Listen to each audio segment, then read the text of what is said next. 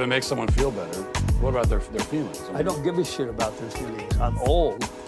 I never wipe my tears away. I'm not ashamed of them. I wear them proudly. Like small, wet, salty badges of emotional truth. Wet, salty badges of emotional truth. Luis Galucci, thank you for being here. Excited to witness Twitter's demise. Luis Galucci, my Italian friend. You come into my house and you disrespect me like this. I'm not a huge Elon Musk fan. I'm pretty agnostic about him. Some things I think he's great at, some things he's not. The whole culvert tube underneath the ground thing, I think is ridiculous. His robot marching on stage the other day as an AI thing is ridiculous. But what he's done well is he has created a couple businesses, namely information gathering company. You guys might have heard of it. It's called Tesla. It's masquerading as a car company, but it's actually a technology company. It's a information gathering company. Like, can you imagine how many Teslas are out there seeing the world around them and all that information is being filtered in, being used? I'm not being conspiratorial here at all. I mean, it's good. Like, if there's a traffic jam way up ahead, not only do you have GPS to let you know the traffic's slowing down, but you got actual video footage of wrecks and stuff and say, oh, you need to divert, you need to be safe. Now with the rocket thing, space rocket, I think that's pretty good too, but have they actually reused those rockets that have come down? I think they have, but I'm not sure. Or are they just proving that they can do it for the future? Wasn't he the co-founder of PayPal? Yeah, I think so. That's, I think, how he originally made much of his wealth, as being a co-founder. But maybe I should do a poll to start off. Can I do polls with under 1,000 subs? Yeah, I can. By the way, help a poor man out. Sub to this poor man's channel called Pine Creek Politics. I want to ask, have you noticed a negative difference on Twitter? You can answer in the poll. You don't have to answer in the comments here. Because I haven't. I'll click no. Oh, I can't participate in my own poll? I guess not. Have you noticed a negative difference on Twitter? I have not. I haven't noticed any difference. But I'm not that engaged in Twitter like some people are.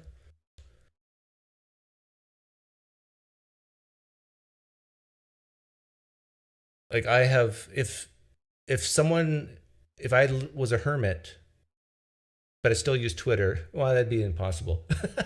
Like if nobody told me Elon Musk took it over, I would not have noticed any difference.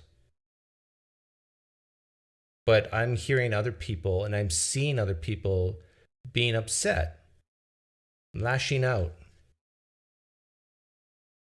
projecting its demise. And I haven't seen a difference. The rockets are partially reusable. Thanks, Chris Topher. So much more slurs on there now, says Nick. Nick, I haven't seen any. I mean, no. I'm very rarely spammed. Like what? Is it just because I'm not very active? Like I got more followers than most of you people in the live stream chat. I got like 2,400 or something. So I'm probably in the top 20 percentile, I would think. But I haven't noticed any negative difference.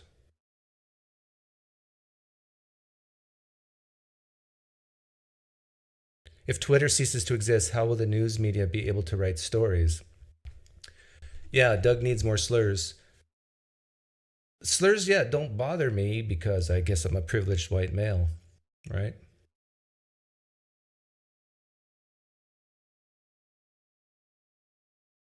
74% say no, 26% say yes. You have noticed a negative difference.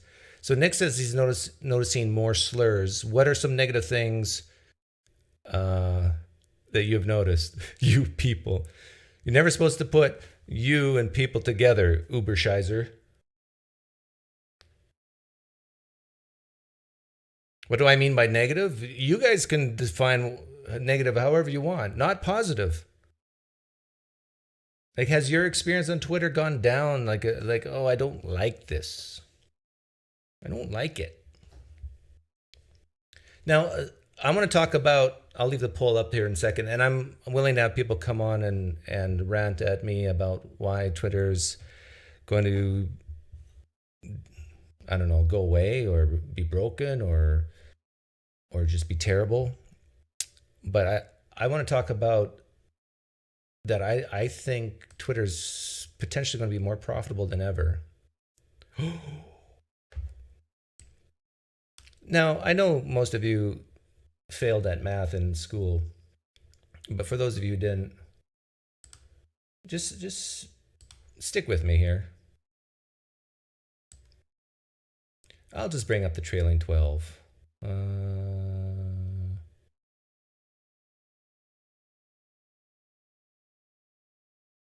Yeah, let's put that up. This is the most recent. This is before the takeover when they were public. Now they're private.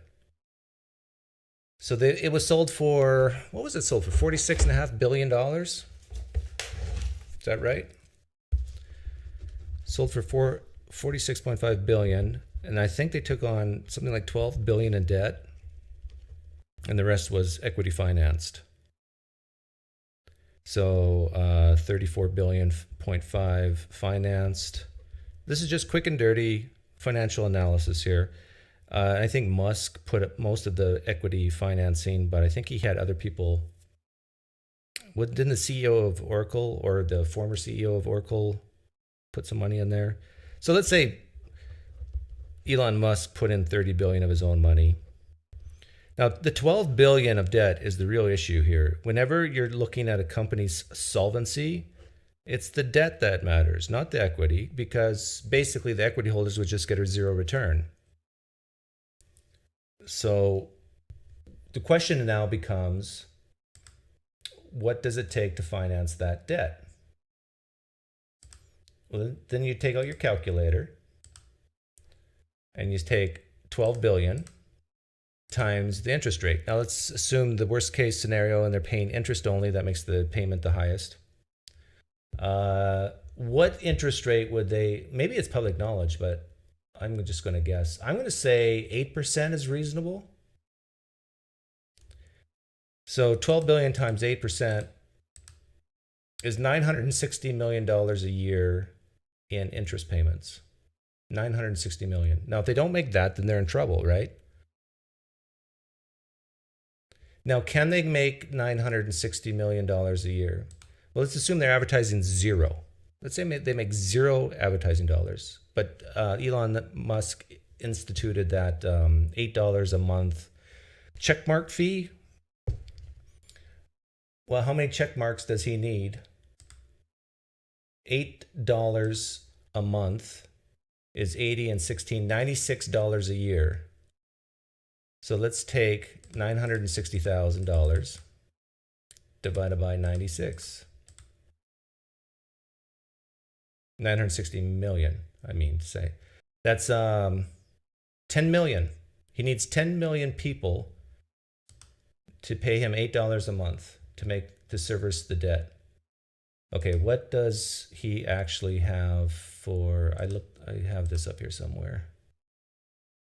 Yeah, and someone else did the same math as I just did and got the same answer. This was Quartz by Scott Nover, November 3rd, 2022.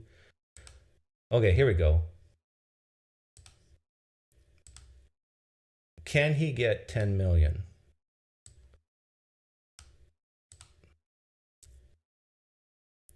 Oops. Well, 2020 had 186 million. Twitter had 186 million users. What's 2021? 2021, They don't have it. Oh yeah, 206 million in 2021. So the growth was huge just before Elon Musk bought it. And Elon Musk just went public with new users, active users. Let's see if I can find it.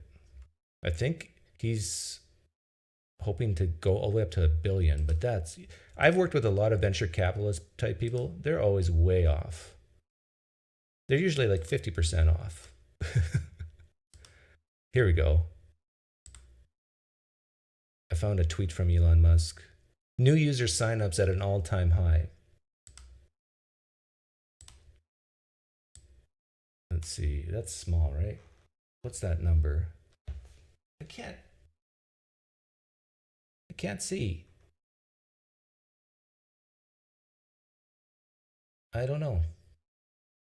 But I know it's at a high. So if signups are high and they had over 200 million active users as of 2022, trailing 12 months, you got to think he's close to 400 million. So what percentage of 400 million needs to pay the checkmark fee? Well, that you just take your calculator out and you take 10, what do we say? He needs 10 million to make the service payments on the loan. 10 million divided by, let's say it's only at 300 million. He needs 3% of people out of all the active users to pay the checkmark fee. Now, is that reasonable? I don't think it's far off. I think it might be closer to 1%. 1 out of 100 people actually would pay the money. I think that's reasonable. So I think, and if that doesn't happen, Elon Musk can easily make the interest payments himself, just personally. So there's no problem. Twitter is never going to financially go bankrupt or have any problems ever again, even assuming they lose 100% of all ad revenue. It will still exist. So anybody who says it's going to be in a demise, they're wrong, at least from a financial point of view. Now, if you go from a technical point of view, that's different.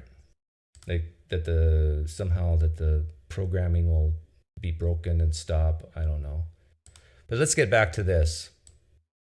Oh, hang on. Yeah, there we go. So as a financial analyst, I look at this. Okay, 5 million in revenue, and I think like the vast majority of that's advertising revenue. I don't even know what kind of other type of revenue they would have other than ad revenue. Well, now before they had the check marks. This is all before Elon Musk took it over. So 5.2 million, a billion, I should say. This is all in thousands. 5.2 billion revenue. Let's say Elon Musk loses half of that. So that you're down to 2.6 billion. But he's laid off 50% of the workforce, and he's going to lay off even more, I've heard. So I'm not exactly sure where he puts or where Twitter puts the labor in, if it's in cost. There's probably some labor in cost revenue, and most of it's in operating expense. But if you take 3.5 billion plus 2 billion is 5.5 billion divided by 2 is 2.2 billion. Well, look at that. If he loses half his ad revenue, he's basically made up for it by laying off half the staff. So there's no problems there.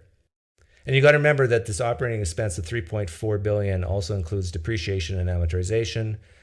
If you look here, EBITDA stands for earnings before interest, taxes, depreciation, and amortization. EBIT is with just before interest and taxes. So there's about 600,000 in non-cash expenses, and I have yet to find a business in my lifetime where the CapEx exceeds the EBITDA because of tax purposes. You want to lower your taxes as much as possible. So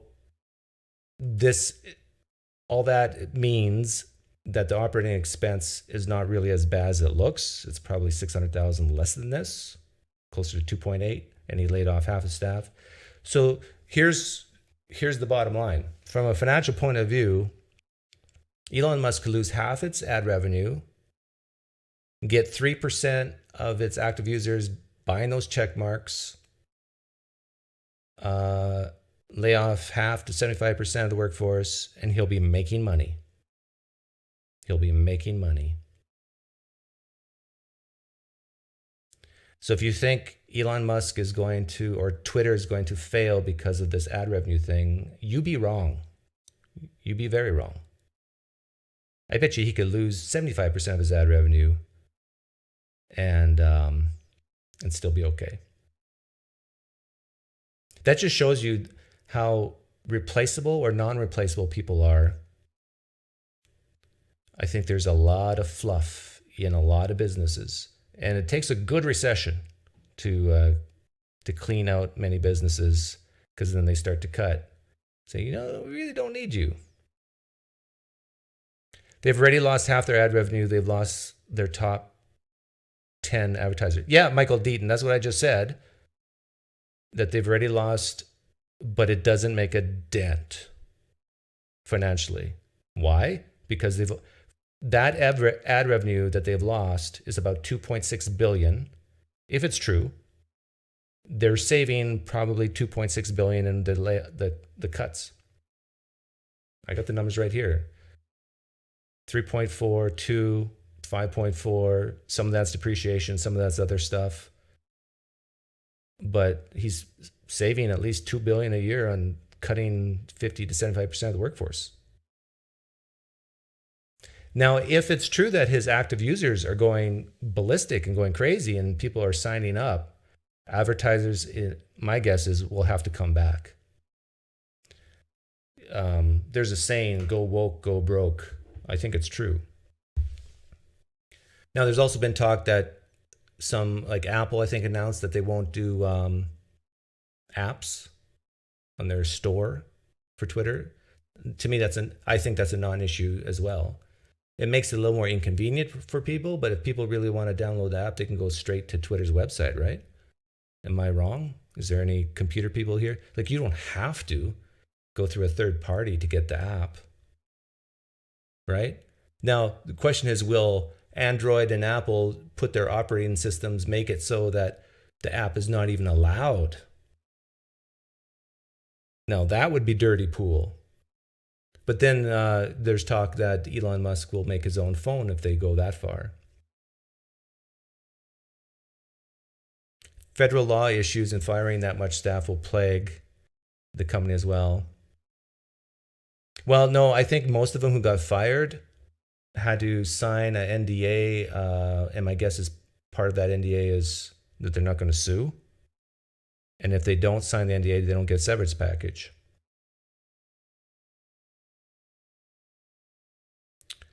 Go woke, go broke. Doug just repeating literal Nazi memes from 4chan's poll.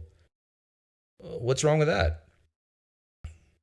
It could be true, right?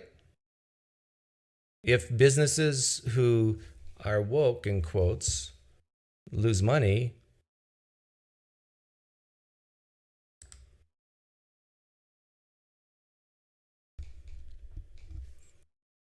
so the poll, let me put it up here.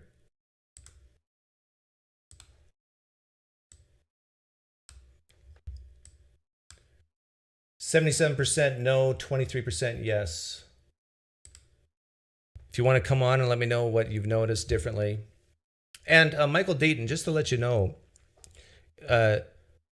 you yourself are being a type of meme by saying you're literally being a Nazi meme or whatever. That's a meme. I mean, you really think calling someone a Nazi makes a dent? No. You might as well just say, Doug, you're a very bad guy. Bad. Okay. If it makes someone feel better, what about their feelings? I don't give a shit about their feelings. I'm old. Yeah, maybe that's my problem. I'm old. Okay, how do you call in? Oh, I want to talk about, before you call in, did Elon Musk overpay for Twitter? Because this is what I kind of do for a living. If you look down here, EBITDA, what was it? EBITDA, where are you, EBITDA? further down, 626. I don't know what this is. There's some one-off of close to $1 billion. Was that in thinking that the deal would go south and they had to take some write-off? I don't know what that is. I would have to dig deeper, but assuming this number is correct, it's bringing in $626 million a year before Musk bought it at a multiple, and it was growing, at least the top line number was growing rapidly. So it would probably warrant something like a 20 multiple. So that would make the company worth about 12 billion.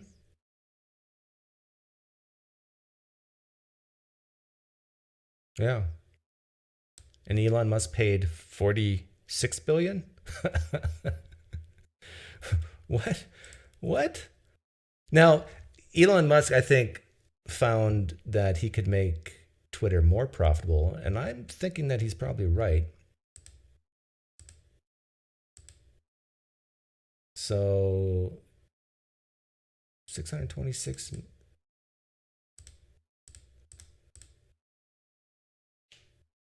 No, that can't be right.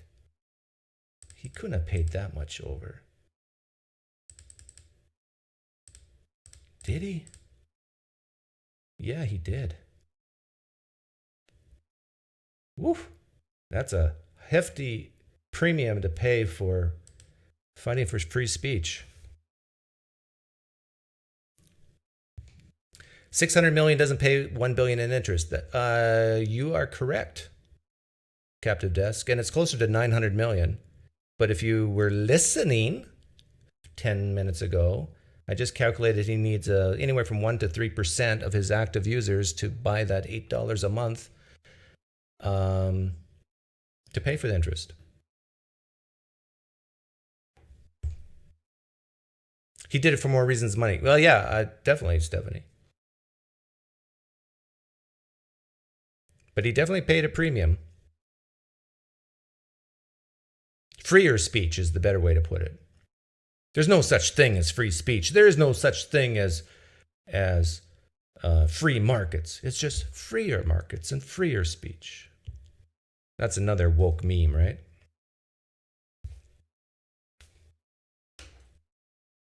Yeah.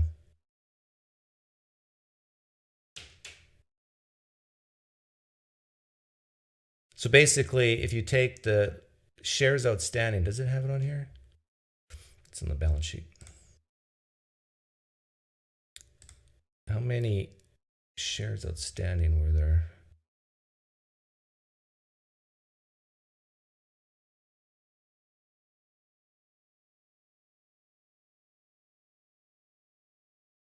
Come on, balance sheet, come up.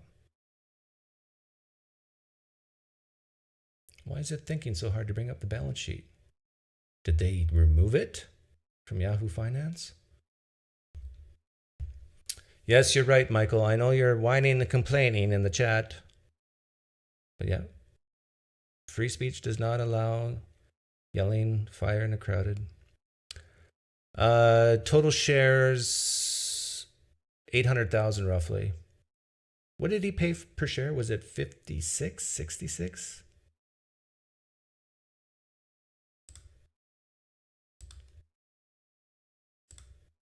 $800,000 times 56. Was it 56? Yeah, he paid 44.8 billion. That's about right. So the lawyers did the outstanding shares correctly. Now they had some debt though already. 5.5 billion. I'm not sure, did Elon Musk assume that debt as well? He must have if he just bought the shares and not the assets. See, that changes things a little bit. That means the debt goes from 12 billion to 17, 18 billion. So yeah, he'd definitely need more blue check marks then to service that debt. But then the thing is this preferred debt? I would have to dig deeper. If it's preferred debt, then it would transfer to equity, and it might have happened when the deal went through. What about the 30% Google Apple tax? I haven't heard of that. What is that about? That Twitter will tax Google and Apple for putting their app on their store? If it causes harm, you're culpable. Yes, I am very culpable for all the harm I've caused in the world. I mean, I have made so many Christians upset. And Muslims. I'm very culpable.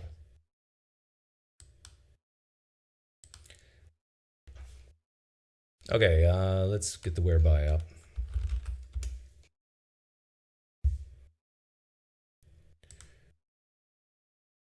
So if you want to complain, you can complain with your voice.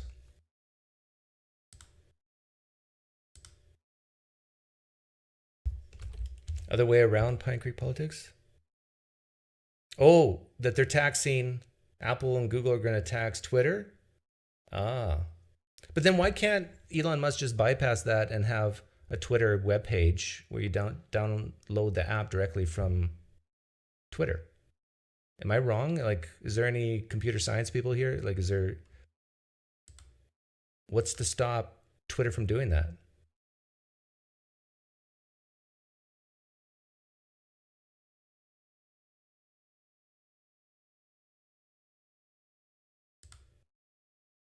Like, isn't this the future? I know it's convenient to have the Play Store or whatever. But someone answer my question. Like, can Twitter just click to download app now? Taxing the $8 subscriptions. Oh, you mean if you pay through Google Pay? But you don't have to pay through Google Pay either, right? They can't tax something they don't have their fingers on. Like, what's to stop people just paying with their credit card directly to Twitter and avoid Google or Apple? iOS limits functionality of apps and feature access for progressive webs versus native. I see. So then if the functionality is limited too much, then Elon Musk is now going to become a cell phone, smartphone company. I actually would love to see that. I would love to see Elon Musk start a phone company, a smartphone company, and compete with Apple and Androids. That'd be cool. And I would love to see Elon Musk just gobble up market share. Or yeah, Elon Musk could just buy what's the market cap of Samsung? Can he afford to buy Samsung? Probably not. They're huge.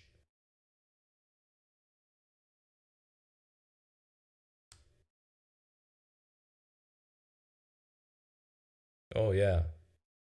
200 what? Samsung? No, it can't be worth that much. No way, Jose. In the trillions? Okay, we got a caller. Hey, Kyle. Hey, how's it going? Good, thanks. So, are you an active user on Twitter? I haven't been using it lately though, for the last couple of years, but I used it a lot during college when I was in college. Have you noticed any differences since Elon took over? Not really any, no. It's basically the same. Yeah, same for me. There hasn't been any difference. Although I have looking at the math, I don't think he's gonna make enough money for it to be profitable. Well, I just did the math, and I think he can. Which part of the assumptions do you disagree with? The amount of people that are gonna get paid to be a blue check mark. Okay, yeah, I guessed that 3% is reasonable, and you think it'd be far below 3%? Yeah, I think it's gonna be because right now it's less than 1%. Okay. Now, but I did 3% of, I think, 300 million active users. Now, what if Elon Musk is right? I think he projected up to 1 billion active users in a year. Now, if he's right about that, then it becomes below maybe 0.8%, 0.9% is all he needs. Yeah, if it becomes that much, it is. But why? Where is he getting that projection from? His butthole. That's where If he's, most people get it from. that's Well, fair. I no, mean, if he's right, I got to be more kind. His active user growth rate, if he's telling the truth on his tweet, there is exponential right now. it is. Where do we see that chart? Yeah, The Twitter, let me see if I can bring it up here. because This was a tweet he did on November 26th, just 3 days ago, but it's really small. Oh, here we go. 2 million per day active users, averaging now, signing up. There's 2 million per day signing up right now. there's 2 million per day. Okay. That's pretty good. Yeah, I mean, if he gets to that number, then I just don't know. I don't know how much a backlash there's going to be because it doesn't seem to be any right now. But Backlash for what? for him taking over Twitter from Oh no, people who there's a don't ton like of him. backlash right now. Yeah, but it doesn't seem to be affecting the numbers. Right, because the backlash is from far left-wing liberals who most people don't care about, like actors and actresses. Like a very small percentage. Yeah. Yeah.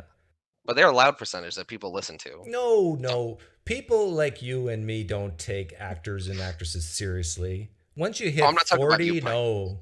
Rob Reiner, No, but there's a lot of people Alyssa who do. Milano, whatever her name is. Alyssa Milano, whatever the chick who did that Santa show. Yeah. Sarah Silverman. Yeah, no, like well, at least I laugh at them. They're entertaining, but we don't take them seriously whenever, they open their mouth. No, that's true.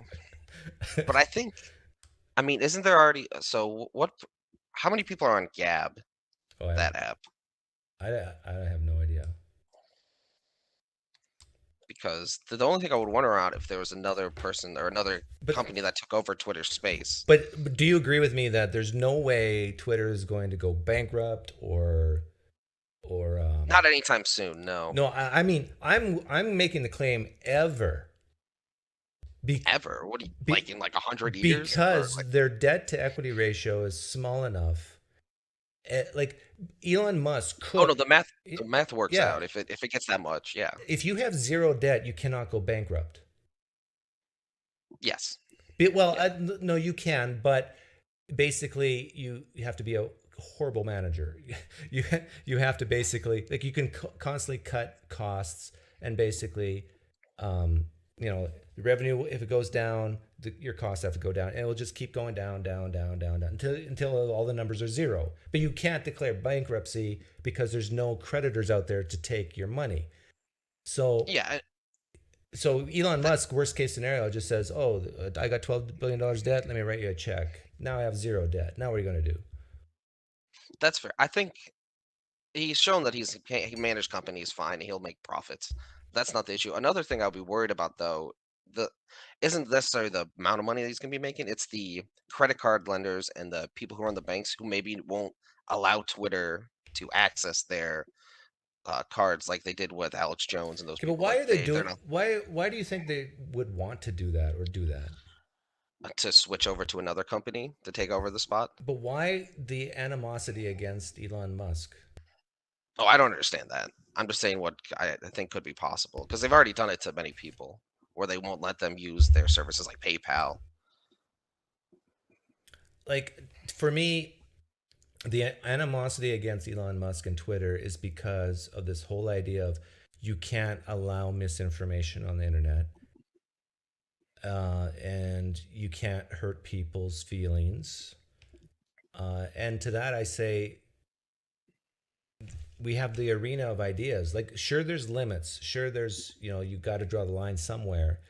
But saying some people groom other people to become transsexual. Like, why? Now, if that is the false claim, then another person says, well, here's the data, and this is false. Why not have someone say something like that, and then someone counter it and something like that, and then have the arena of ideas have a back and forth instead of, no, you can't even say that. out loud. Oh no, I agree. I think that that should be the place where it should happen. I think Twitter is hopefully becoming more and more of that.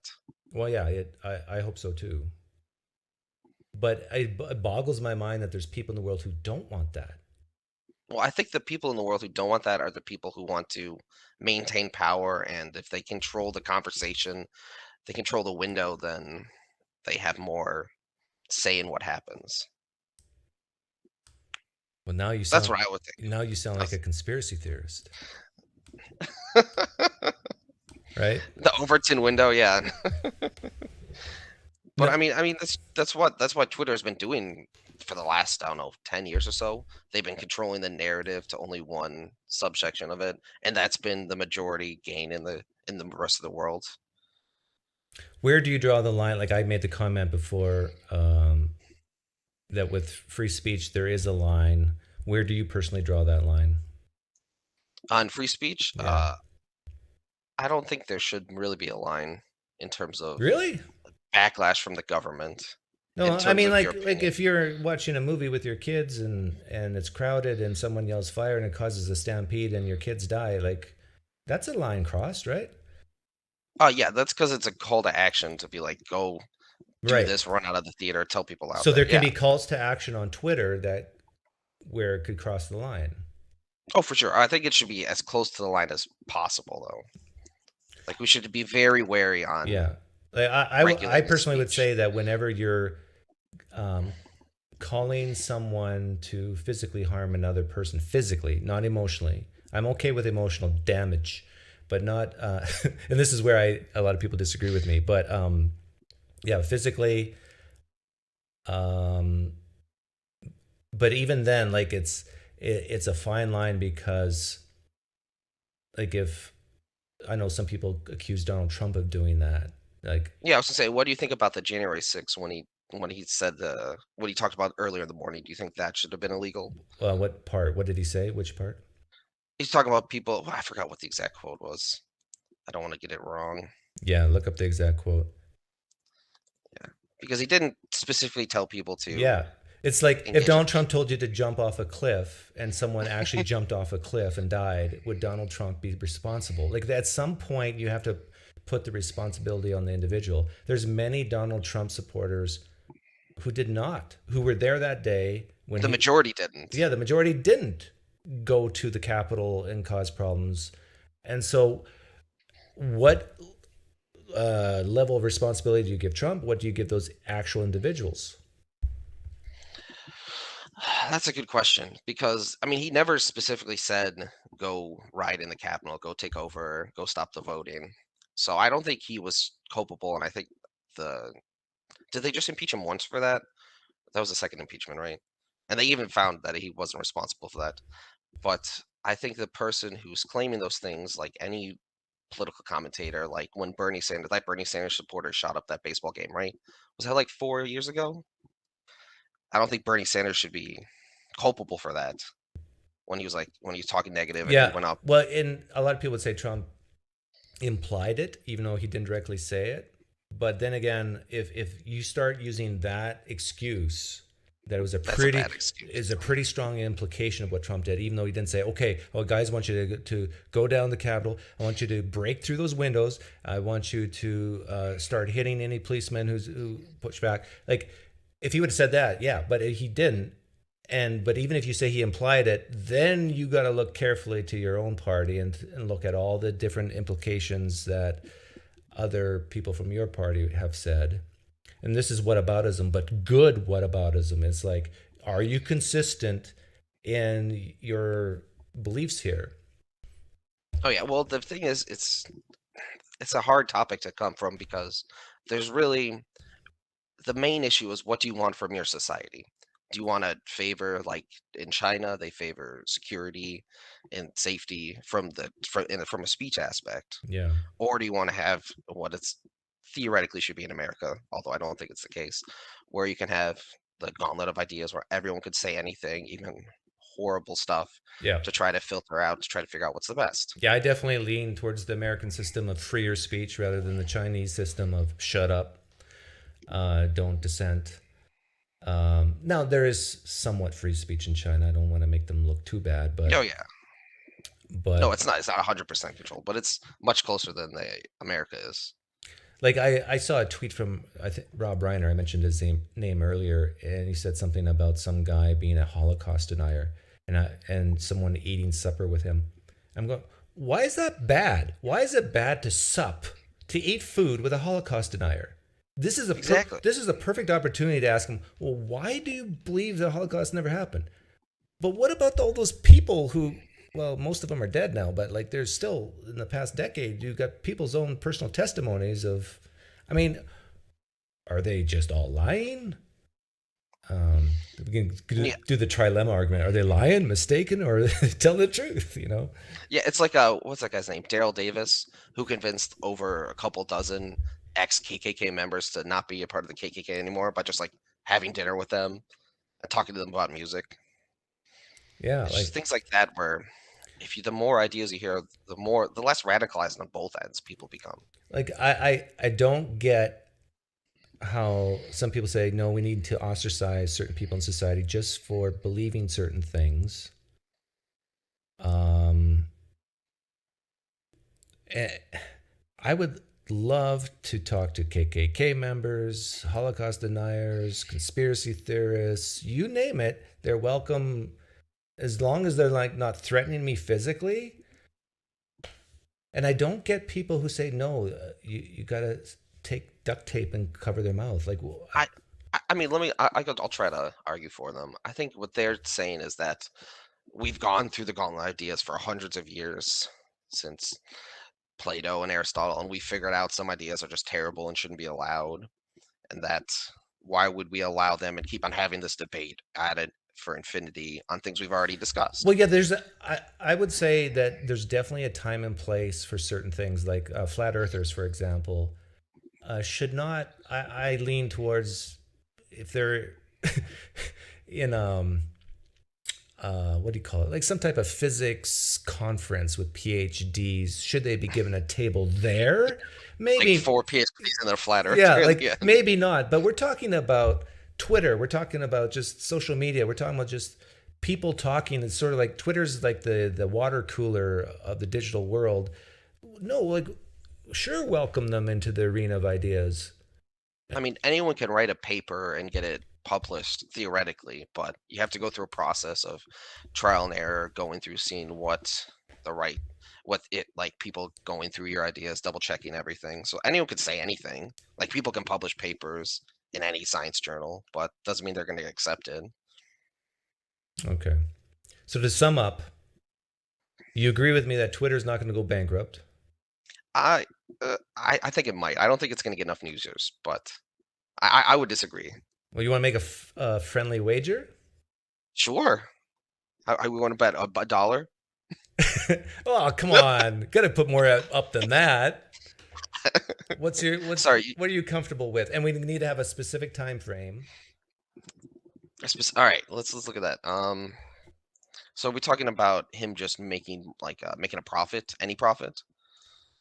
Well, no, bankrupt means that Oh, he's there. Just go. I don't think it's gonna go bankrupt anytime soon. okay, but you I think think it's well, I'm making the claim it will never go bankrupt. well, I can't. Never. I mean, If it goes bankrupt in 200 years, we'll be dead. I got about 30, 40, 50 years tops left in my life. So I'll make the claim that Twitter, under Elon Musk's ownership, will never go bankrupt in my lifetime. Under, How much younger are you than me? I'm 28. Oh, yeah. So I could put it in my will if I'm wrong. You can, yeah, I'll put in. Yeah. But then if I'm right, you got to pay my kids. I don't think Twitter will make a profit for the next 5 years. Next 5. Oh, that's an interesting bet. I don't think it'll make a profit. Okay, now you got to be very careful with, you know how companies can massage numbers, right? Oh yeah, I trust you though. Like, We're not talking about. well, Twitter. no, I mean, Twitter can, you have to define profit very carefully. Is it earnings before taxes, depreciation, amortization? Is it net income from continued operations? Is it net income, bottom line? Does it include the one-time write-offs from any lawsuits or whatever? Like, I mean, that's why it's next to impossible to. You got to be very careful. I'll do some more research and come on your next live stream. Okay, because I'm I'll willing to come up bet with a bet. people when it comes to Oh yeah, I'm willing to bet. I don't think it's gonna make a profit, but I don't think it's gonna go bankrupt though. That's the thing. Well, in let me bring it up here. Where is it? Anyway, I have to get going in a couple minutes. Okay, take care. Thanks for hopping on. Thank you for having me on.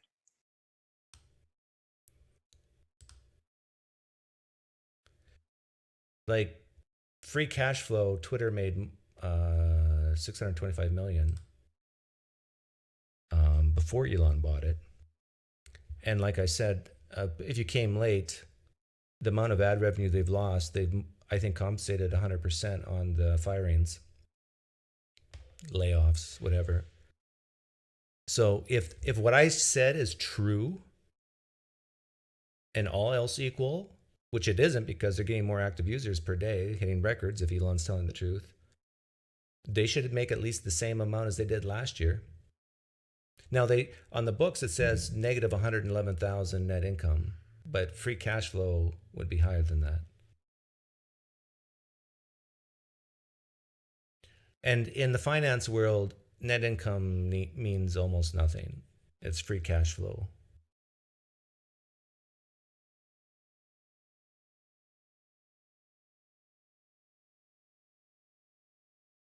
Twitter in 5 years will be Gab. Forgive my ignorance. I don't even know what Gab is. What is Gab?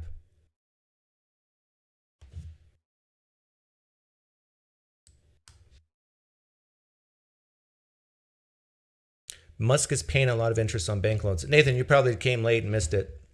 I figured on my own that'd be roughly 900 million a year, assuming the worst case scenario of interest only payments. Amortized, like if he's amortized it with a fixed loan, his interest payments are going to be way less than that. But assuming interest only, 900 million a year, he would need anywhere from 1 to 3% of his user base to buy a check mark, and then the interest is paid. So roughly 9 million to 10 million users.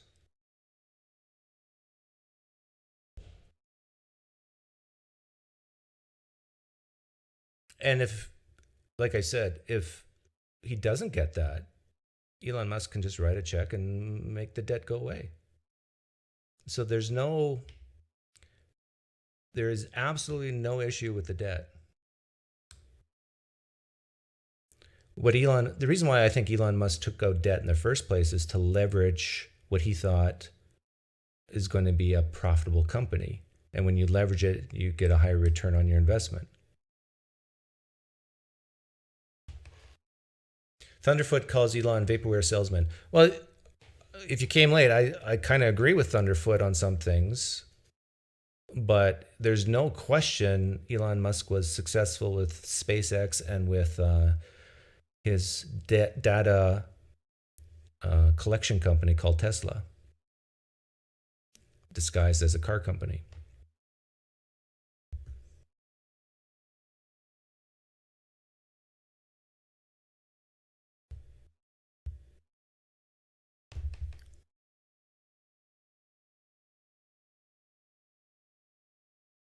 But yeah, I honestly don't get the animosity against Elon from, like, I've worked with a lot of venture capitalists, and they all are, not all, most of them are like Elon Musk. In order to be an entrepreneur, no, that's the wrong word. In order to be an innovator like Elon Musk, you think big, and you're wrong with your thinking big a lot of times, most of the time, but some of them you hit and are amazing. That's just, you need people in society like Elon Musk to have these big ideas, to go full force and try to achieve them and fail and be successful. What's this, Nathan?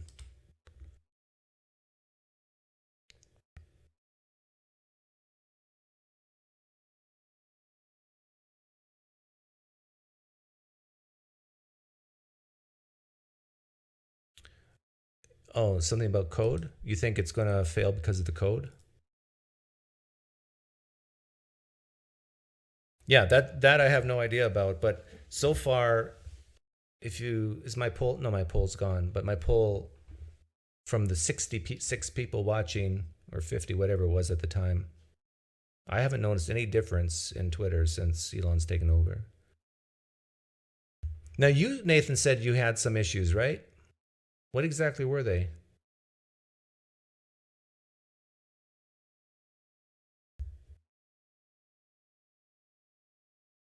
You can come on and let me know.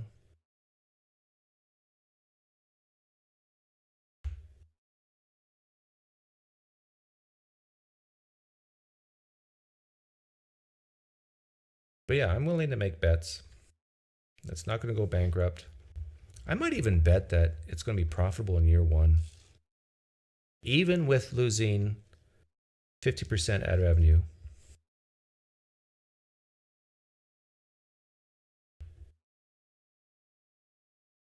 You were shadow banned by who?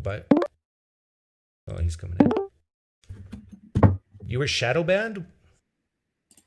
It's not that that your whole account gets shadow banned. It's that if you tweet certain things, the way that Musk has changed the functionality of Twitter is such that when he doesn't like things, it doesn't actually get shown in other people's feeds at all anymore.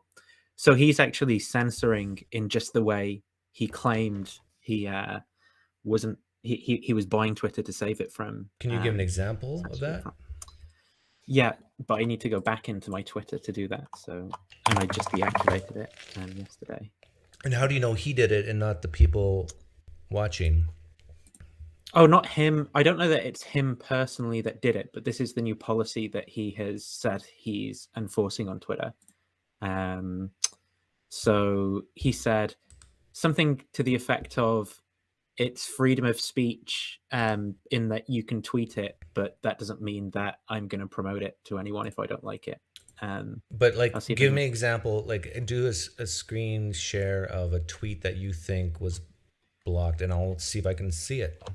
Yeah, let me see if I can find, because there was one the other week. Because I think I see everything you type. I'm watching. Well, there was one the other week where I quote tweeted something, and then I couldn't see Musk's tweet after I'd provided negative feedback of it. But I'm trying to see if I can find it now.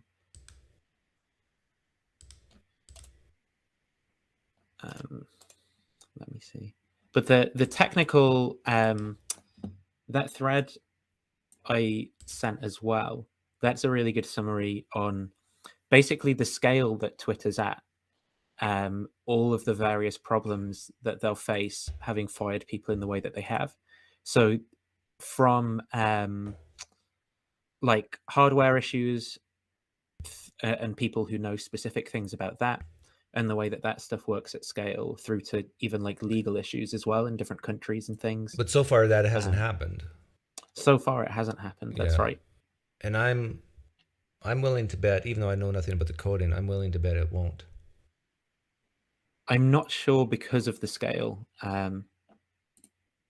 There's a lot of things that can go wrong with something like Twitter working the way that it does. What I could imagine happening is some really talented hackers saying, we don't like Elon Musk, let's bring him down. And it's a coordinated effort to destroy Twitter.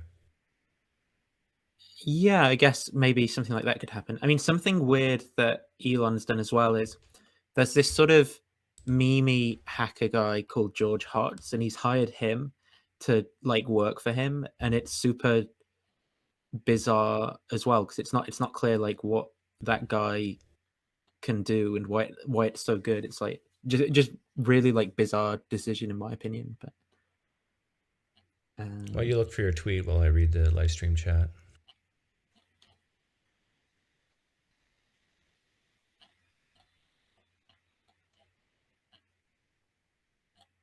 Boy, Michael Deaton, you need to choose a day this coming week to smile.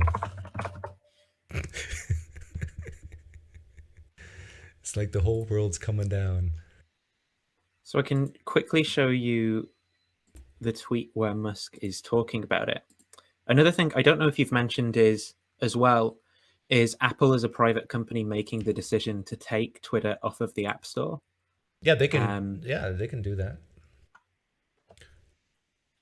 Okay, but I want to see the tweet that.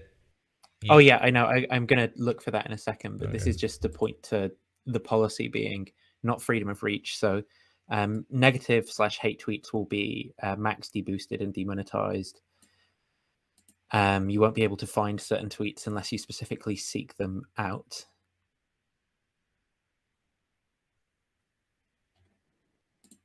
Well, I would think, But that's just censorship in the same I would think way liberals that- and left-leaning people would love that, right? That tweet. I think it sort of, you'd think so. I think the problem is that Musk is clearly it is not applying that to actual cases of like hate speech, right? And is instead applying shadow banning and things to left-wing Well, people hate who speech criticize is him. hate speech is in a way in the eye of the beholder. Like if I say Christianity's false, Yeah. some people might view that as hate I speech. agree. Yeah. Well, I agree in the sense that it's us who are drawing the line in the sand somewhere, right? But it's in my view, I think that line in the sand should be drawn, like, for example, Kanye West, like James Lindsay arguing with the Holocaust Museum, right? Or Kanye West arguing with Stop Anti-Semitism on Twitter and stuff. Like, I think that those are probably not good things from my point of view. Now, I could see that someone could say, well, neither of these people are directly inciting violence against either of these. Yeah. But I think that would be a good candidate for like not promoting it or, you know, like deboosting it, as Elon says. Whereas it seems to be that instead these accounts are being boosted on Twitter now, and Elon is frequently commenting on like right wing, that like very very far right leaning type posters with his support. Well, if I can understand if it's interesting, it would be boosted. And I like did the Holocaust happen, and having two people argue about it would be. Well, I think that's part of the problem, though, because if you promote a conversation like that to the forefront of people's attention, it makes one of those things appear like it's a live option. Okay. But it's sort of it's like if but what's wrong with that, I guess, is my question. Well, if you imagine in the case of COVID, right, this is why I'm kind of okay with people questioning things around COVID. But what I don't think, say, the US government's media team or whatever it is should be doing is like having a debate between a vaccine skeptic and an advocate or something, right? Because then I think that what that is it's like going to make a lot of people really indecisive over something that they shouldn't be. The government should push the best. But it's their choice, right? People. I don't think that they should have enforced people to take the vaccine. But what I'm saying is when you promote like a heterodox position on something and you put it in debate with another point of view on like a big platform, it makes it look like that heterodox position is a kind of like candidate.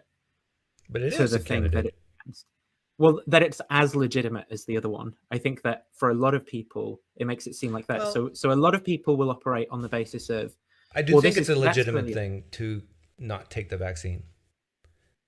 What's a legitimate thing to not take it? For a person. But the idea that it doesn't reduce the death rate, right? That's just but for empirically false. But for someone who's actually considering, do I take the vaccine or not?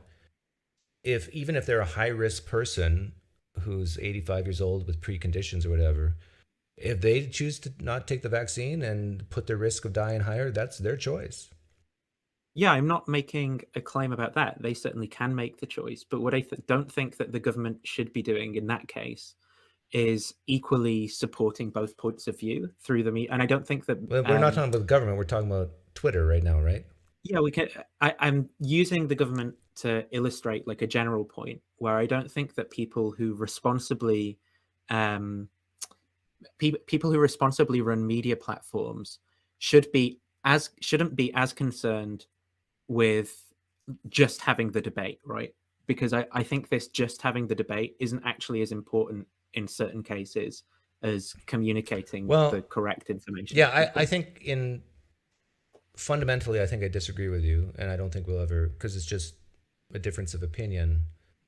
But I do think there's an assumption of what is right is definitely this and not that.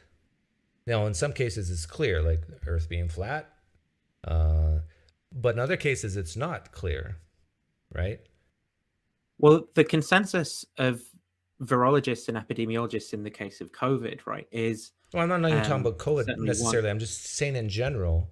In general, Yeah. it's not clear. I agree, And but this is I think why that there's free speech that is I important. think that well, something that I at least observe amongst the right is a kind of like fetishizing of having the discussion, right? Regardless of whether that having the discussion is actually promoting fringe and heterodox ideas. Because often what people do is they will try on like taboo points of view, like anti-Semitism, for example, in a guise just to test the waters and see what it's like.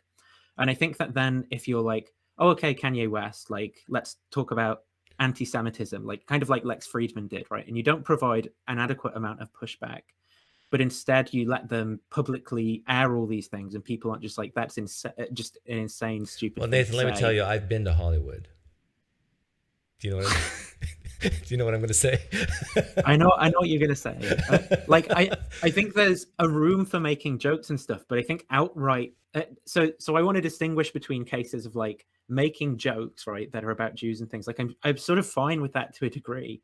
What I'm not fine with is actually saying, that there is like this cabal of Jewish people who are controlling the American economy, and we need to do something about them, and So you're they're saying responsible for all these. like I would love to have a conversation like that with someone, but you're saying YouTube shouldn't promote it. I think it depends on the case, right? So I'm not really good with these general rules, but I think if like millions of people were tuning in, I think I would be less comfortable with it than if there's like 1,000 or so people tuning in. Yeah, because you don't want to radicalize people. Yeah, I don't want people to think, oh, that's like a legitimate point of view that some people have, such that there's like these massive debates. But do you think that just by not promoting it or purposely not promoting it because it might cause radicalization in itself causes radicalization? Like there's a lot of people who were leaning left years ago, and they've seen what the left has become, and they've said, I don't want to be a part of this anymore. And now the far left is viewing what the former left as radicals. Oh, they've gone right. Yeah, I think that a lot of places, social media places, are driving polarization in both directions. And I think that that's because people basically encounter people on the other political side across all of these issues. And it forces issues that previously weren't considered partisan issues to become partisan issues. And so all of a sudden, absolutely everything that someone believes actually becomes political, whereas in the past it might not have been. And there's a paper that was put out 2 months ago by a guy about this and how it drives people far left and far right online. Like you, you saw firsthand how I was treated by certain people on the left recently. I did, yeah. Like, it's a good thing I'm pretty stable, because one could say that if I was like 22 years old, that they were directly responsible for radicalizing me to the far right. Yeah, I mean, I don't think you are far right. I know, no, but if I was a young kid, yeah, just the rhetoric from the left wing, like you're a racist, you're this, yeah, you're it that. could push. I agree. You've killed millions of people with your rhetoric. Oh yeah, I agree. All that stuff like pushes people to like dislike those of the other point of view. Not me, but one could say those people on the far left are responsible for the deaths of millions. They're mass murderers. Yeah, I mean, I wouldn't say that, but I would say that they are, polarizing people, right? In the same way that they would accuse, like, maybe not as bad, but people like Gavin McGuinness or whoever else of doing on the right. Yeah, I see your concern, and and it's a tricky issue of where you draw that line, and I think everybody's line is different based on how they're raised and their values. But I don't think I'll ever apologize for erring on the side of freer speech over not. Would you agree with that? I mean, I'd agree. Maybe you won't ever apologize for it. I don't know that I think you should Or apologize. do you agree for with it. that last part that it's better to Always err? err on the side. Yeah. Well, Yeah, I don't think I would have like a general always rule. So, for example, in the case of like Elon allowing people like Andrew Tate or Jordan I would Peterson, say back, always. I don't really think. There's definitely clear cases, right? Like yelling fire in a crowded theater. But Okay, I'm just saying in general. but that's where the line is, like the inciting people to violence. Yeah. Right? But the thing is, so many people nowadays think words are violence, right?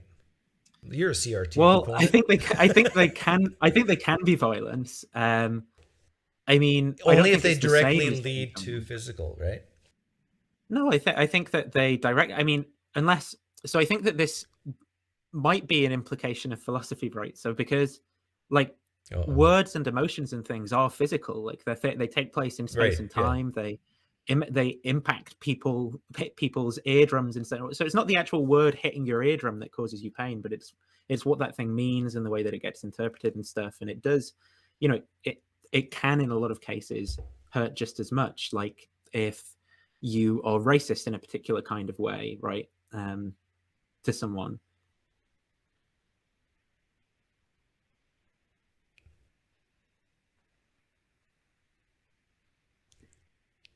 Was there something else?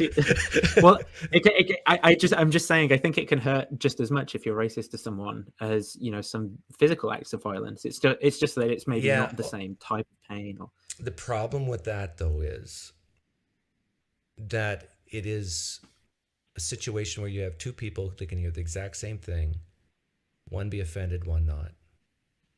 You can have two people and kick them in the shin, and one go and one go that's different. Like kicking the shin, depending on how hard you kick, and if they have a very rare neurological disease. But they're a Muay Thai fighter, they've conditioned their shin. You take different religions, different cultures, different biases. You take a knife and you cut 10 people, all 10 will bleed.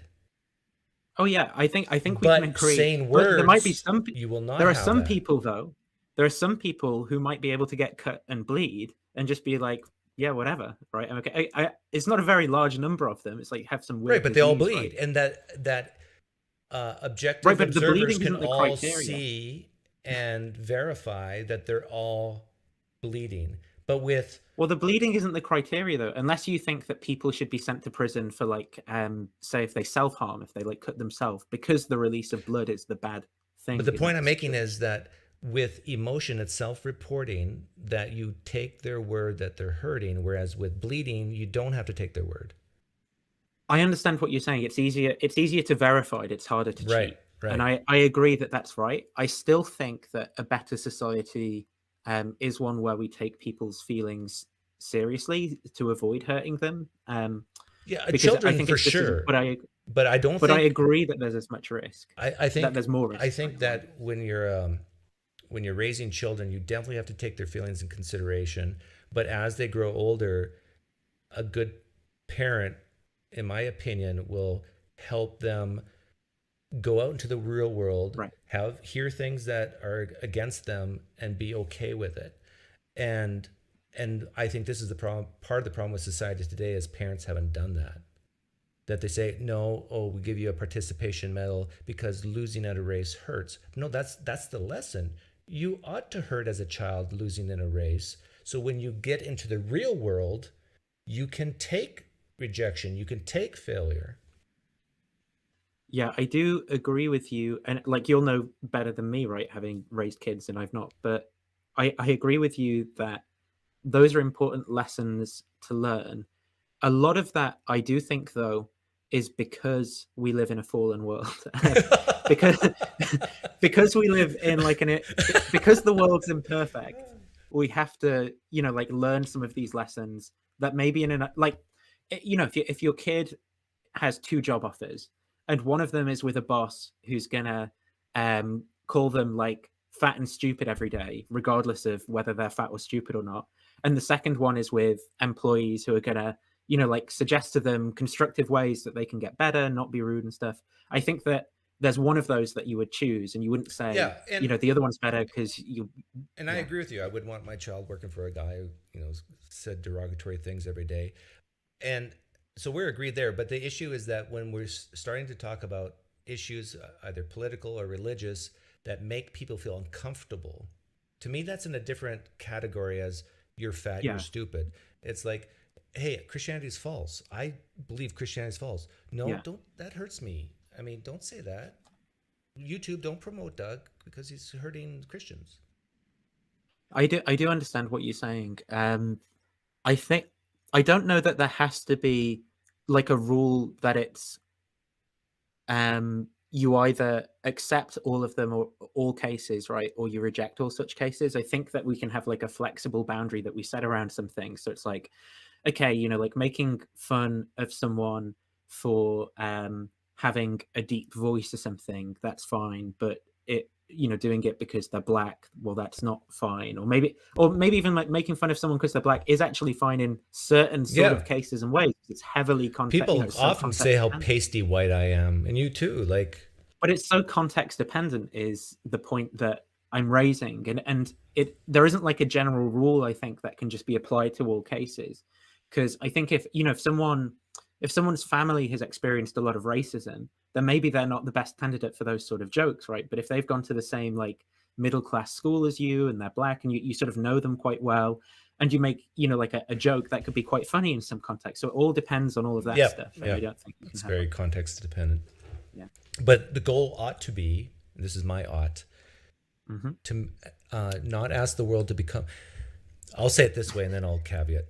Not ask the world to become easier for you, but for you to become stronger. And then I'll caveat as you can still ask the world to be easier on people, but still your primary focus should be on you, that you can hear and see things that are offensive and be okay. Yeah, I think that is, in my view, the good part of like your message that I would definitely agree with, because I think some people focus on changing a bunch of things that they can't control, right? And then they get wound up about those things when actually they could maybe work on themselves a bit, and then they'd be able to be more effective and better. Yeah. And the thing I'd want to add, though, is just not to forget that we can make society a slightly better place where we just don't just hurt people for the sake of it, or whatever, in various ways. Unless it's in a counseling session.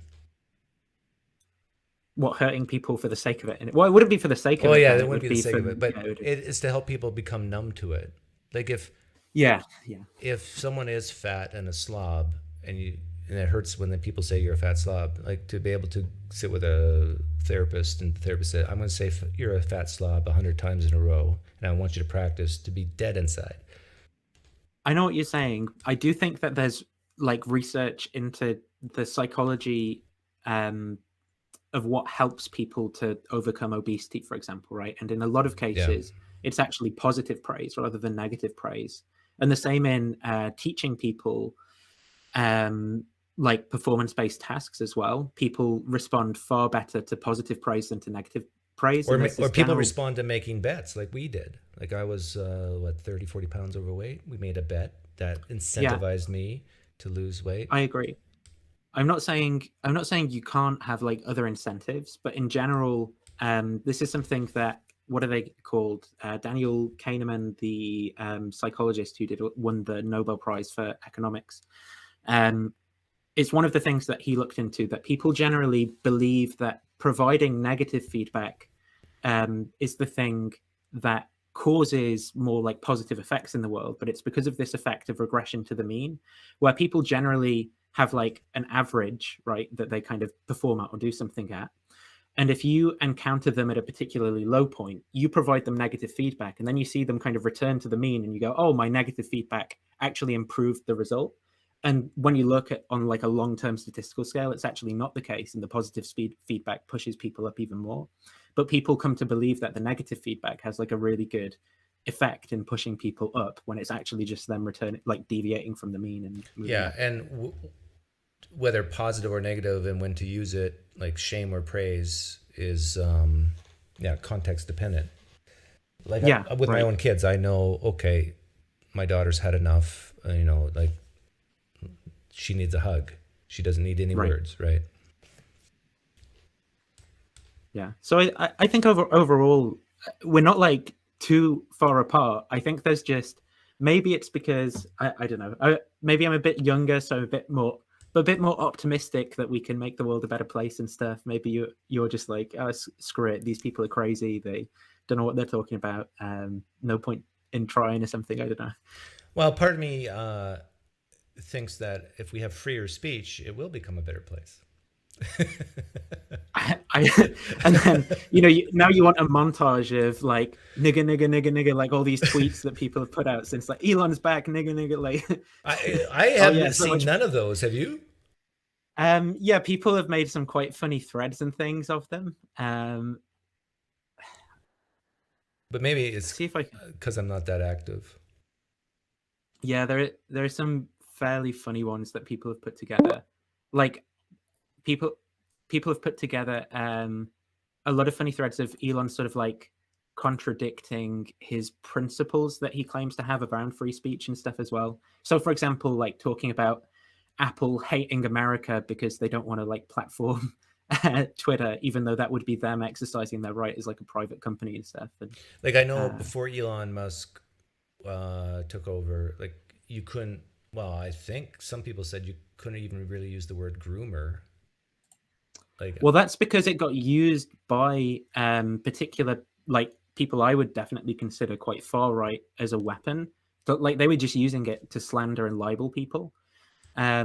So they'd find someone who they just politically disagreed with and just like retweet them, go, okay, groomer, and like loads of them would mob this person and comment like calling them a groomer and stuff. But I've seen people on the left use the word groomer, like when you got mom and dad Christmas pictures with their kids holding guns, and then they put groomer, right? And I go, yeah, they are grooming. So I can see it on both sides, but I don't have a problem with calling people groomers. Well, there's not a problem with using the word in general. There's not a problem with using. Well, the problem is that you're using the word in a different sense, right? It's kind of like, but the word still carries some of the power from it being used in that other sense. So it's sort of like. Well, it's being used against a certain people. That's why there's a difference. I don't think that's right. It's the way that they're using it, to me, is quite close to the shouting fire in a crowded theater. It's like if it's like if you turn up to someone's work and you say, "Have you stopped being a pedophile then?" or something, and then oh really? How do they? It's kind of like close to slander or something like that, right? So when what's his name, James Lindsay says calling someone a groomer, you think that's as bad as calling someone a pedophile? In my mind, I mean, maybe there's a difference between the way that it's used, but that's certainly what he's saying by it. He's saying that they groom children into like depraved sexual acts. That's the context. Well, no, he says people groom kids to be transsexual. Yeah, so the idea here is that it's. But if like being transsexual is not bad, then why is grooming people to be transsexual bad? Well, the idea here is that what's going on is that it's not that being like transgender in terms of identifying as a different gender is bad. So what he's trying to say is that it's actually like sexual abuse that's leading to that. So it's like a connection between people being exposed. And I don't think children should be like at pride events and things like that if there's certain things happening. And what Lindsay is saying is that it's basically people using pedophilia to like abuse kids and cause them to. But you would agree with him, though, wouldn't you? That it's bad. If that's what's happening, but it's not what It's in a lot of these cases they're using this label to just accuse. Okay, now this is something we disagree on. You said that's not what's happening, but you would admit that. It's not. No, it's what's happening. In some cases, it's what's happening. Okay. It's not what's happening in the case. In a lot of the cases. That okay. So the only difference is to degree, right? Whereas a guy like James Lindsay would say it's happening a lot, whereas you say it's happening very rarely. Yeah. Yeah. Okay. Definitely. And so but I think it's almost next to impossible to figure out who's right on that. unless you actually get all the people on the planet together and look at their daily lives of how they're treating kids who might think they're transgender or are transgender, like it would be Well, I very think there's a good difficult. analogy here. So take the word Nazi, for example, right? I think you'd agree that there are actual Nazis, and that those people are really bad, and we shouldn't allow them to get into political power and stuff like that. But then there are people on the left who call a lot more people Nazis, right? So you could make the same sort of argument and say, okay, well, so the difference here is only a difference of degree, where you think that there's just less Nazis, but there's no way of settling this issue. And so actually they're right just to Well, call there whoever they want is. a Nazi. I think there is a difference between like good Nazis and bad Nazis.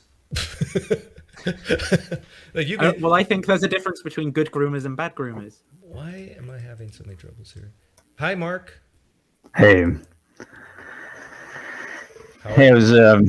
I'm doing well. Hey, I was interested in your, I've statements about sort of free speech or something like free speech absolutism. I've often called myself in the past a free speech absolutist, and I think I've changed my mind on this. I'm not sure the answer to bad speech is more speech because I've never actually seen it work. I think often when there's a lot of bad speech, What were you looking for to figure out if it worked or not? I was looking for confirmation of my assumptions about what is accurate prevailing in the common discourse. So I could, of course, be incorrect, but I think there are some objective truths or somewhat objective knowledge that is not generally acknowledged. Okay, or so you're is saying superfaded. that you used to be a free speech absolutist, I used to use that and term, then yeah, you changed your mind on that because you didn't see certain things. because I didn't see that the answer to bad speech was more speech. I think when And then when I asked you what the exactly you conspiracy were looking theory or for, yeah, like to me, this is all fuzzy, and it kind of reminds me. yes, I used to be an atheist, but now I'm a Christian type yeah, language. You know. understood. um, Um, um, so what's the actual hard evidence that you saw that said, "Oh, okay, I'm no longer a free speech absolutist," whatever that means? yeah, I think well, conspiracy theories. A lot of what has happened with Okay, conspiracy theories. You saw that conspiracy existed when you were a free speech absolutist, right? um, I saw that it existed. Yes, I think it is more And you were prevalent still now. a free speech absolutist. Yes. What about conspiracy theories that made you not be a free speech absolutist? Was there Uh, something that happened on January the 6th in America associated with conspiracy theories? absolutely. But I think I actually do think it's tied to social media. I think social media has enabled more speech, and I think at least in the United States, I think it has been a net negative. I think social media has been Even are something you a that is. Christian? No, I'm an atheist. Do you think Christianity has dropped because of social media and the internet? Yes, I actually Would do. that be an example of social media and more speech doing some good? Yes, it would be an example of that, and I would greatly. I think I So would maybe you're gladly. just I've seeing said this. 11:11 on the clock like I do. You know what I'm getting at? You're remembering the hits and forgetting the Right. misses. And the hits for you is the negative stuff. And you Yeah, and I mean, you're not remembering the positive stuff like Christianity falling because of the internet. well, I've had big discussions recently about. I've actually said to some of my friends, I would gladly trade in this whole wave uh, of atheism in America for an era of uh, where we didn't have the social media that brought that to light. I What? think I think What? I think the dialogue in America is more coarse. I think people are more factionalized. I think there is Wait a no minute. Did you just say you'd common. rather have uh, I'd rather to return to an era. I'd give up the. the last 20 years? Internet came out in 1990. let's say 20, 25 years. We say it's I'm talking social about media social and not media. internet. Yeah. Yes, I'm talking about social media. Well, yeah, but social media is all on the internet. Social Like, media you- is an aspect. Yeah, of it's also being on the internet. planet Earth. He's not saying we should get YouTube rid is of the social. planet. Is YouTube social media? Yes. Yeah. So I'll concede that yes, that what I'm using right now is But social media. you just said that you'd rather have that atheist wave go back to Christianity than I have. would gladly turn that in for the civility that we had 20 years ago. You think we had civility 20 years ago? I think we had more civility than we have now. You think we had more civility 20 years ago? And what do you base that on? I base it on well, some of it is anecdotal, but I do think there are many polls and studies that show we are more factualized. People voting straight down party tickets. This is something I've seen more recently. People proudly Okay. telling me I vote all for More my party, and that really irritates me. They don't seem to think at all about. who Right. they're So you're voting saying for. there's more polarization politically. That is an aspect of it. Okay, yes. but I'm asking about civility, not just Right. in politics, in every walk of life, right? Or is that not what you're talking about? I'm talking about too many things. I think that is one thing I'm talking about. Yes. Okay. Well, I would agree with you that we're more polar now than we were 20 years ago, but maybe not Right. other periods in history. Like if we go back Yes. to the 1800s And the and Civil War would be. yeah, yes. we're definitely not as polar as the Civil War. Sure. So, but that's interesting take that you'd rather have people go back to Christianity that are now atheists than have the social media of free speech. Yeah, I feel like it's tearing the country apart. I think I am very worried for my country. I think it's. You think there's going to be a civil war, maybe? No, I'm not. I'm not. That's not a conspiracy theory I buy into. But Or what's the worst case scenario for you? I don't think there is going to be a civil war. I do think there could be an increase in violence. I think there could be Nearly definitely- half of Americans expect a civil war in the coming few years, Yeah. and 1 in 5 believes political violence is justified in the. Yeah, but those people are outrageous- stupid. I'm willing to bet money. Well, maybe for each they of are, them. but they still think violence is Sure, justified. Sure. Well, mean, so you're saying that there'll be more violence in the coming years? I certainly hope not, but I think it is likely. Yeah. And what has it done in the last 20 years? Yeah. So that is interesting. I think. Has it not gone down? I think generally crime and murder and things like this, I think have generally had a downtrend. There's a little bit of an uptrend the last 2 years, but I think that's Yeah, there's a you're lot of exactly right. Potential causes Let for me- that. Let me bring up the map here. Yeah. You need to look at political violence, right, and not just violence. In Yeah, total. I'm a big Steven Pinker fan. Well, I think violence is his- violence. Whether the reason is political, I don't care. If it's religious, I don't care. If it's Yeah, but it could be the case that violence is going down, right? But racist violence is going up or something like that, because that's a subset of the total. if someone kills me because they don't like me, or if they kill me because I'm white, I don't care.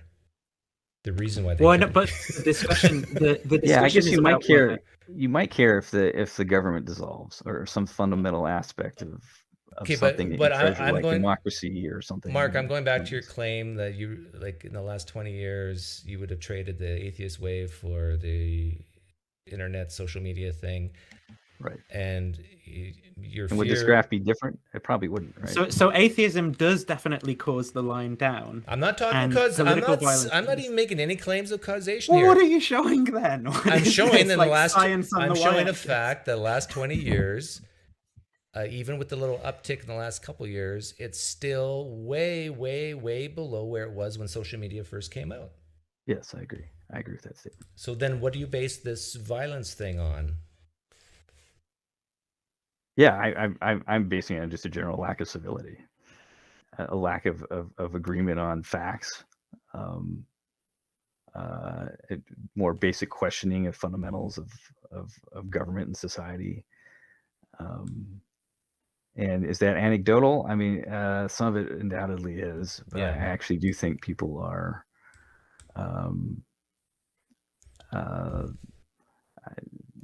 more questioning whether it's worth having a democracy, whether. Well, let me give you uh, some hope, government is Mark. Functional, yeah. Let me give you some hope. Sure, I'll take some. I'll give you hope, meaning, and purpose. There's tons of people who disagree with me politically on my Yeah. channel. Like, Yeah, and I appreciate that. That's why I enjoy watching. Yeah. Watching. Yeah. and are you one of them who disagrees with me politically usually? That's interesting. About half the time I agree, and half the time I don't. Okay, but there's people who probably disagree with me more than half the time, who are very civil and kind to me. Yeah, that's wonderful. Brian Stevens, that's I'll something I throw want to see more that of. name. I remember him. Like, there's a lot of guys who think that, hey, I disagree with Doug, but we can have very civil conversations. So I want you to go to bed tonight with that hope that you see a lot of the negative, but there's a lot of positive out there too. I appreciate that. I think you're right. There's a lot of positive. Do you see? And I know social media is a broad, kind of amorphous definition, but do you see social media as a net positive for America, for the United States in particular? Yes, Is there's this a going net to be peaks and valleys, ups and downs, but overall, over the long term. And I guess I'll ask you the same question: why?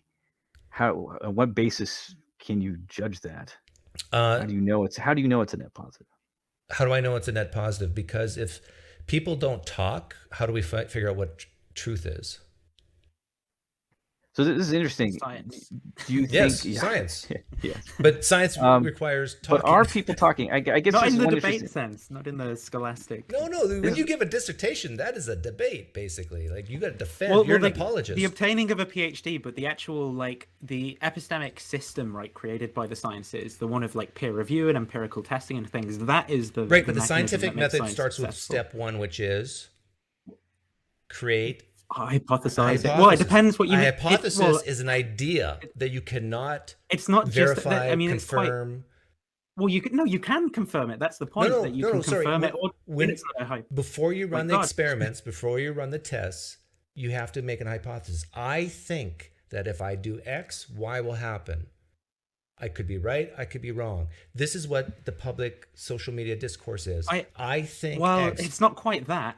It's not quite that, right? Because like a lot of these issues, there isn't any framework for resolution because they are just differences in values, right? Or like social values in particular.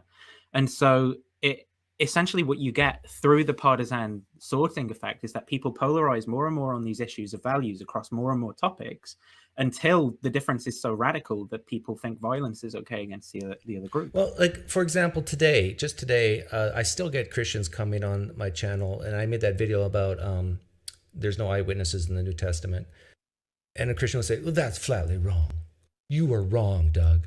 Well, and he hurt my feelings when he said that, but I'm old, so I got over it.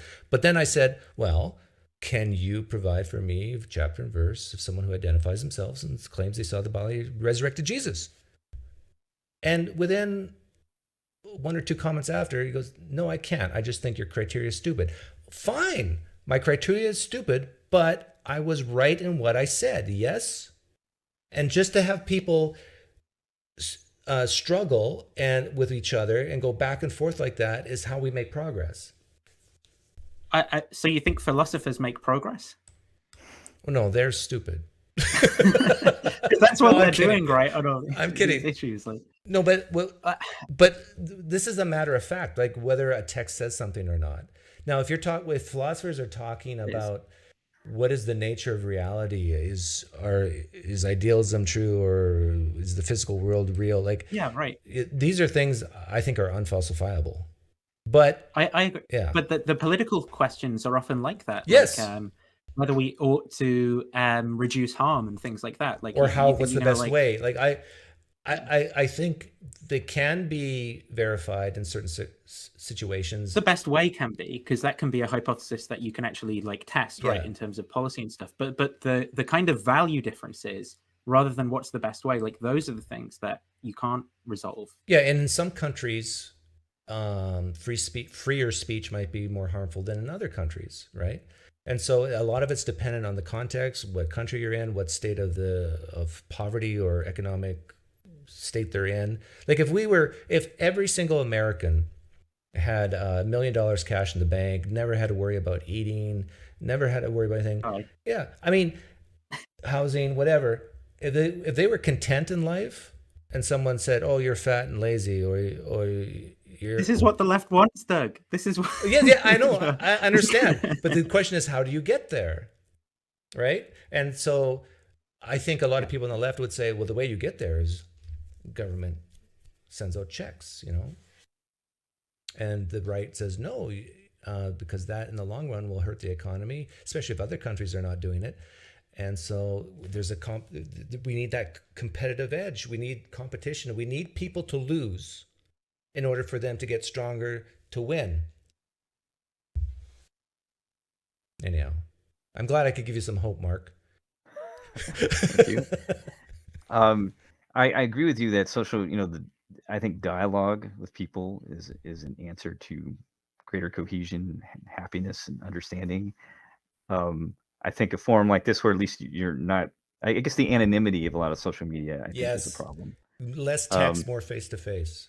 Yes, but also, would you also agree that something like Twitter should ideally not allow anonymous people, at least in the United States?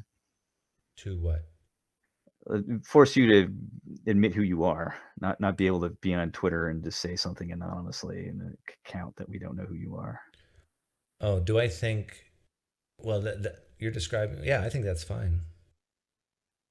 But see, the thing is, I think one big problem with social media is the anonymity. I think that's one big problem. Right. But it's fine for people to do it, but then it's also fine for me to take them less seriously. Seriously. Yeah. Well, I'm not sure that it has that net effect. I mean, I think there's a lot of people that can say something that you and I may not take seriously, but is generally taken seriously. Yeah, and you could be right about that, but this is part about, are you a father?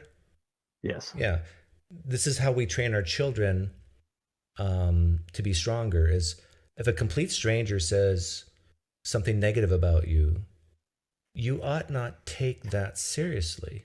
Yeah, I agree. I mean, I've heard a lot of your sort of anti-fragile view, and I think I generally agree with the anti-fragility view. I'm just more concerned with a broad. So there's personal offense, which I think I'm on the same page with you. I think you need to be tougher. I think you need to be able to.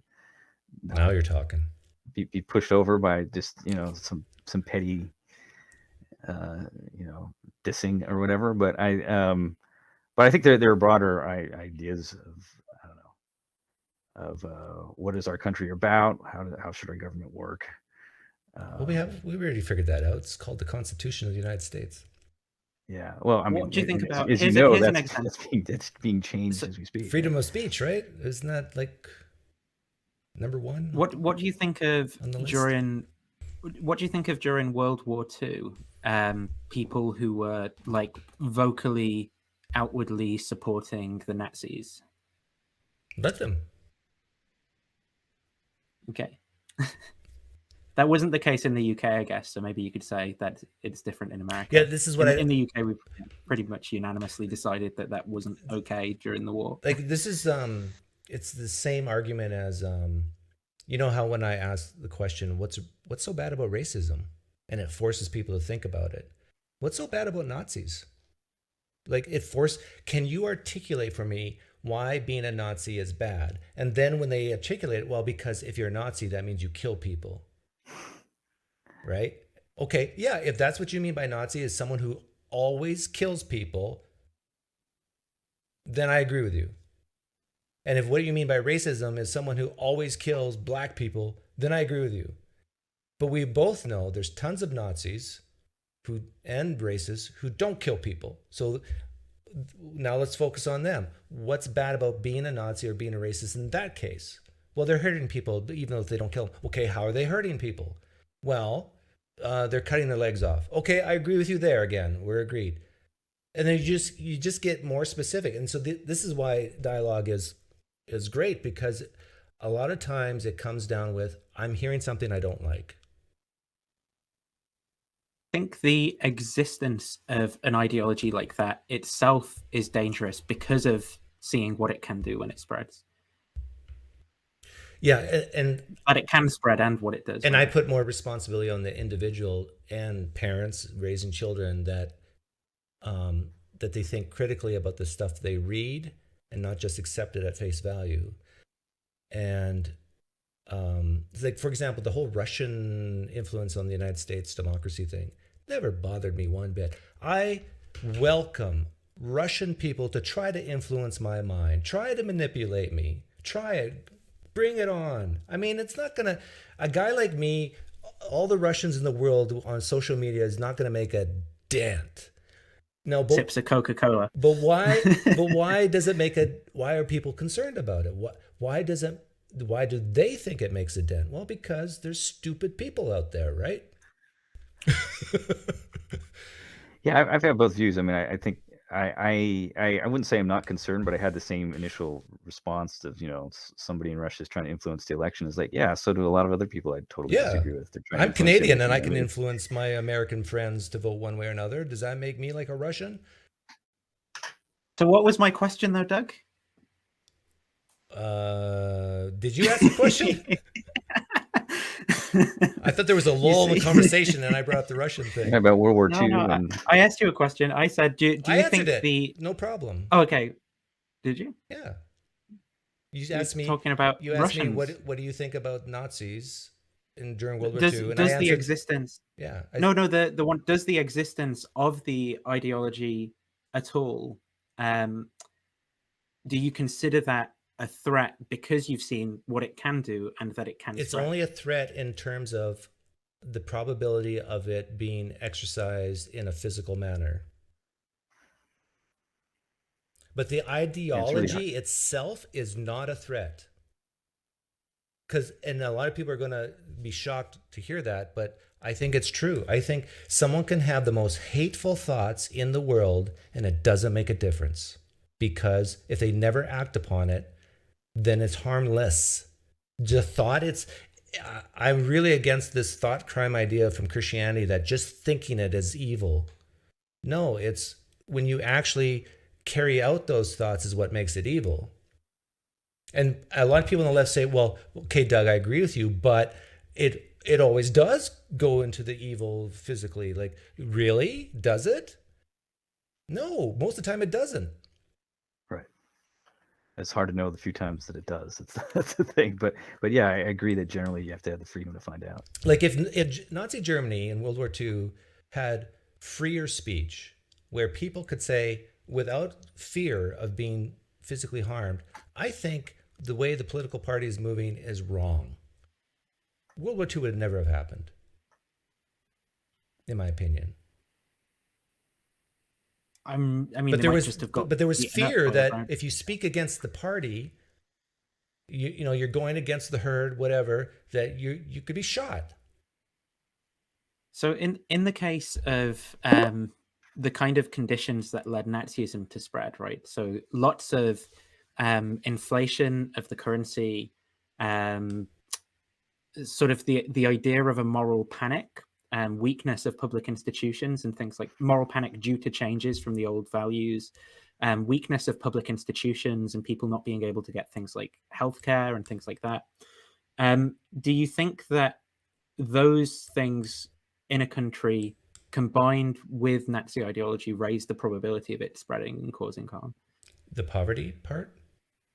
All of them. So the poverty, the weakness of public institutions, the change in I would agree with values. that. So do you think that that's similar to America now Today? in terms of like change in values, economic downturn, and No, not even close. weakness of public institutions? No, Okay. I don't.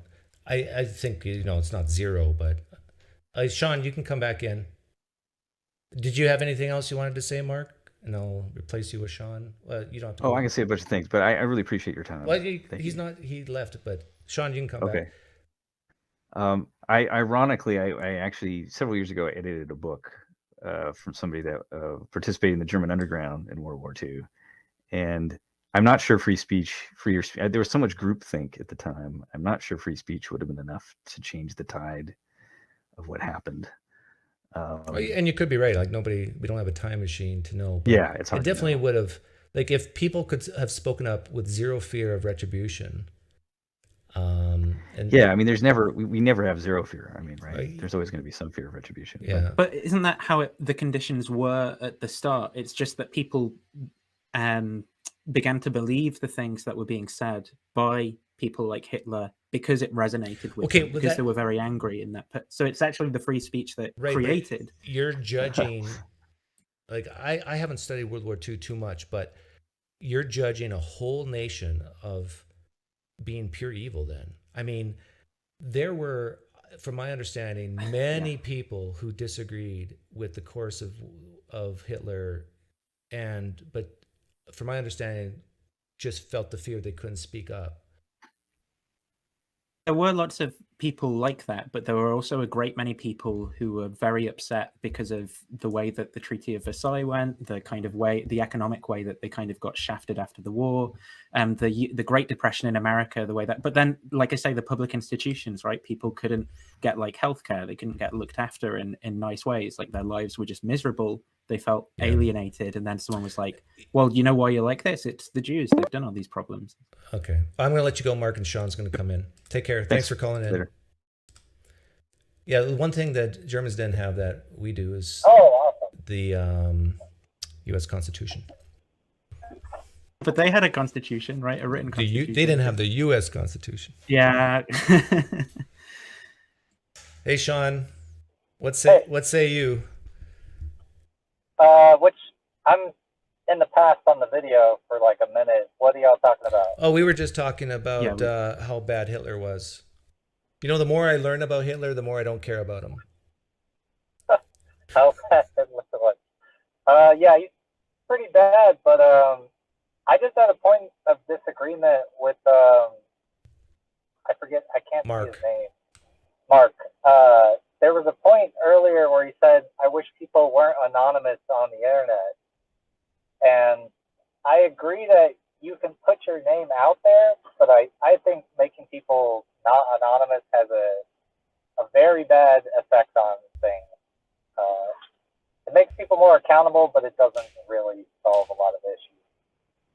And it hurts a lot of the young generation because they can't, be young people. So you're saying anonymous is good or not bad? I'm saying anonymous is good, but you can choose to not be anonymous. That's fine. Yeah. Like I don't really, I don't want to put my name on every post I make.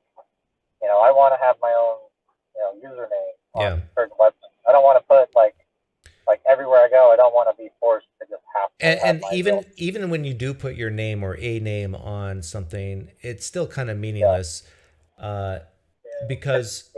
Like for me personally, when I'm on social media and someone makes a comment to me, I have to be practical because I have a lot of comments on YouTube comment section, not so much on Twitter, but I have to be good with my time. And so the first thing I check is, do they have any followers? Do they have any activeness on YouTube whatsoever? Have they commented on my channel before? And I can read a comment. Oh, Doug, you're just full of crap or whatever. And I can go, oh, this is probably his first comment on my channel. And I can look it up and sure enough or whatever. And it's like, if you want a guy like me to take you seriously, have at least like a few followers, people following you and who respect you and to follow you enough and have some activity beforehand, interact with me beforehand before you actually just come out and say, this is why you're full of crap. Like, yeah. I think people generally don't. I think there's a disconnect between commenter and person who makes the video, because people who make the video, if you're just saying, "Oh, you're bad," like they're just gonna be like, "Okay, it's a random person." Are you driving a Tesla? No, I'm driving like a Elantra. Okay. Yeah. There was another point for Nathan. My understanding of freedom of speech was for it to be a legal issue. If it's just a societal issue, I don't think that's really a topic. That's just, I see it as just don't be mean, which is, it's okay, but Yeah, I don't really know. I don't like disagree, I guess. With oh, well, see, this is where I was differing. Is you said like you can't be racist. Like we should, but the issue is the legal part. Like, yeah, you shouldn't be mean to people, obviously, but there's a difference between saying something mean to someone and then it being a legal issue. and that's where I agree. was Yeah, I trying agree. to- I agree with that. I don't think that people should be like legally sort of chastised somehow for being mean in certain cases. I mean, I guess Right. there are cases you could say, maybe a case like racism at a football game or something, right? Maybe there is a case for there to be some sort of like fine or something there, right? And maybe Well- that's so. It's not like Yeah. My issue is like, how are we quantifying it? Is it just like you said something that was racist, or is it something that, like, so for me, racism has to do with like some sort of action that really negatively impacts someone. If you just shout at someone racial slurs, yeah, I guess that's harassment. But I mean, you have to kind of go into like some sort of legal analysis for freedom of speech, because otherwise you're just like, okay, you can't say these words in society, or else we'll fine you or we'll imprison you or something. So. I guess personally, I'm fine with like football stadiums in particular. You know, if people are gonna make like monkey noises at black players or something, or call them like nigger or something like that, like I'm fine with this. I'm fine with them being fined like £50 or something, or like £100 for doing it. I think that that's probably a good thing, because it disincentivizes people basically from doing that sort of thing. And then that's, I think, how you get the change over time, where people stop doing it just because they're disincentivized from engaging in that sort of behavior. Yeah, I don't know. I mean, I agree with you that it shouldn't happen, and we should have some sort of thing in place. But it's like a difference is like, you know, the context of like a football stadium versus like, you know, you just like, let's say you just said an expletive and someone there and like, oh, they take offense to it or something. You know, there's like a whole. I agree that the context changes things a lot. Like I think there's even a place and time to make like jokes about like really racist things, right? And they can be really funny, but the context in that case is almost always that the butt of the joke is like how silly people are for being racist in that way or something. But it's not like the utterance of those words is some sort of magic that means that that's like the crime. I think that the legal situation has to take into account all of the context, like dependent stuff about, you know, the intention, what it's being done to do, and that's hard to establish and has to be done through. There is verbal assault already, so it's not like we're, you know, people who believe in freedom of speech. We really don't. I don't think they disagree with verbal assault, because that's already in there. But I also wanted to highlight one more thing. I gotta go to work like in 5 minutes, but there was the thing on the groomer stuff, and the reason why that was a thing, and maybe people can correct me, but from my understanding, it was because there was actual stuff on Reddit. There was a lot of behind the scenes bad stuff, let's just put it that way, from a lot of moderators. And what had happened was that spread everywhere because they were trans, and then everyone started just labeling them as that, and then that's why it got banned. It's kind of this, it's like this weird way words get banned, is because then they just start going over and just labeling everyone. And although that's bad, I don't think the word should be banned. It's kind of like YouTube. You can't say COVID. You can't say a lot of other stuff on the comments, or else it'll just get deleted. So, yeah. I think in my view, what you're talking about there is sort of like saying, you know, in 1200, the word like nigger or something wasn't like bad, right, and shouldn't have been banned. And I think the reason that these were, it's not because they're like magic incantations, it's because based on the context and stuff that we're situated in, they take on like a particular use that's harmful in a certain kind of way. And I think that that's what happened with groomer, where groomer is obviously like, you know, say, I want the groomer to groom my pet dog or something. But, you know, if a group of sort of not very nice right-wing people decide they're going to use this word in a particular sort of way to basically like slander a bunch of people, now it's like, oh, okay, that word is doing something different now, and we've got to be cognizant of that in context. I think it's actually, I think the intent was that it's a bad thing, and I think the intent. So I agree, groomer is a bad thing. I'm saying what they're doing is they're taking the power of the pedophile, like so the kind of Yeah. they're trying to capture the No, I disgust don't. that people would everyone would agree to, and then apply that to people they politically disagree with and use the word in that way. I agree that they are doing that, but I don't think it should be banned for doing that, because what happens is that now we can't say that people are bad, even if they are bad. And what you'll notice is that it got deleted from, I think Reddit started it first, where a lot of people were the bad version of groomers. And, then they started going, okay, we got to ban the word entirely because it's getting associated with this website. And, I mean, it's just like, it's this weird chat censorship that we have. And you see it a lot more in, like, video games where they delete, like, certain letters, certain phrases, like you can't say ass or something. You say grass, it has ass in it, you can't do that. But for this, it's kind of the same thing where it's like, okay, well, it's associated with people, and even if they're calling them bad names, like, we can't do that anymore, because even if they are that, we don't want that sort of discourse. And it creates a problem, I think, because, like, there are a lot of people, unfortunately, who do have that connotation, but now it's like, oh, well, now we have to, like, make up a different bad word phrase for it. And, it's like, okay. So, Yeah, they're causing the dog whistling. yeah. I mean, it's like, Dog whistling wouldn't be a thing if there was freer speech. Yeah. Right. Yeah. I mean, you run into the problem of, like, oh, well, now it's like I put in the comments, it's the opposite of Me Too. Instead, we're, like, actually trying to protect the people now. So maybe I can ask a pointed question then that might get it. So suppose there's someone who's a gay man, right? And someone who's a conservative Christian on the right calls them a pedophile because they're gay. Do you think that that's okay? I mean, I'm kind of a free speech.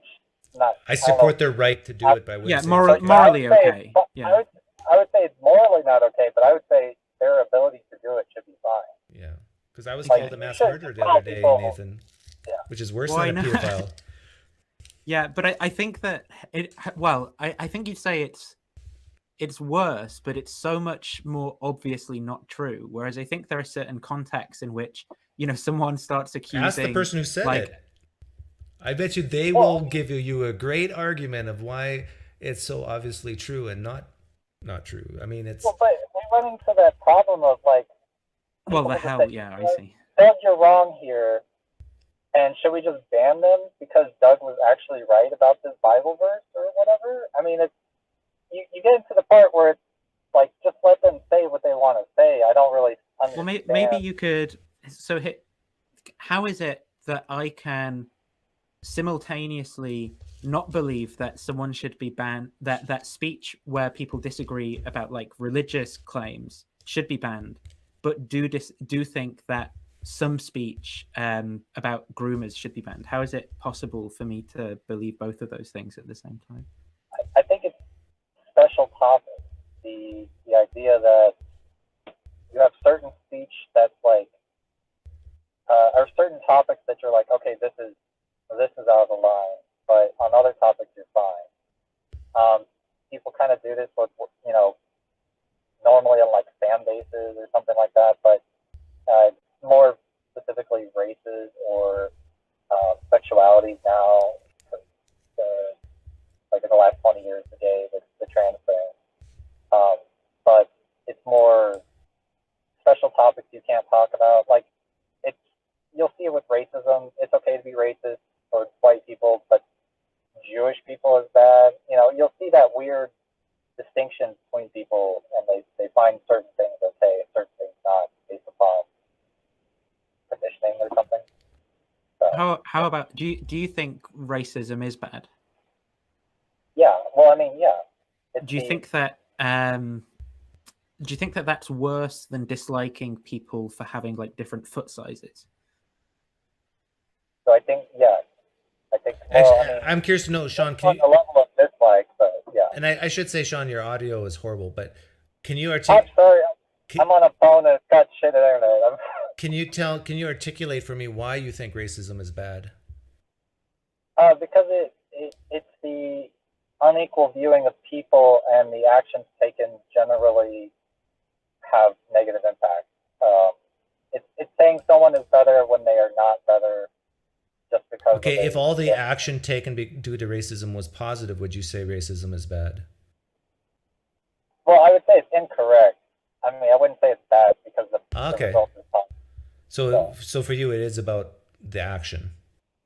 Yeah. Well, I mean, that's how I would view any free speech legal issue. It has to be an action. Yeah, and not Which just is an action. what. See, okay, I'm gonna utter 3 very offensive phrases, and I want you guys to rank them. Which is the worst and which is the least worst? Okay.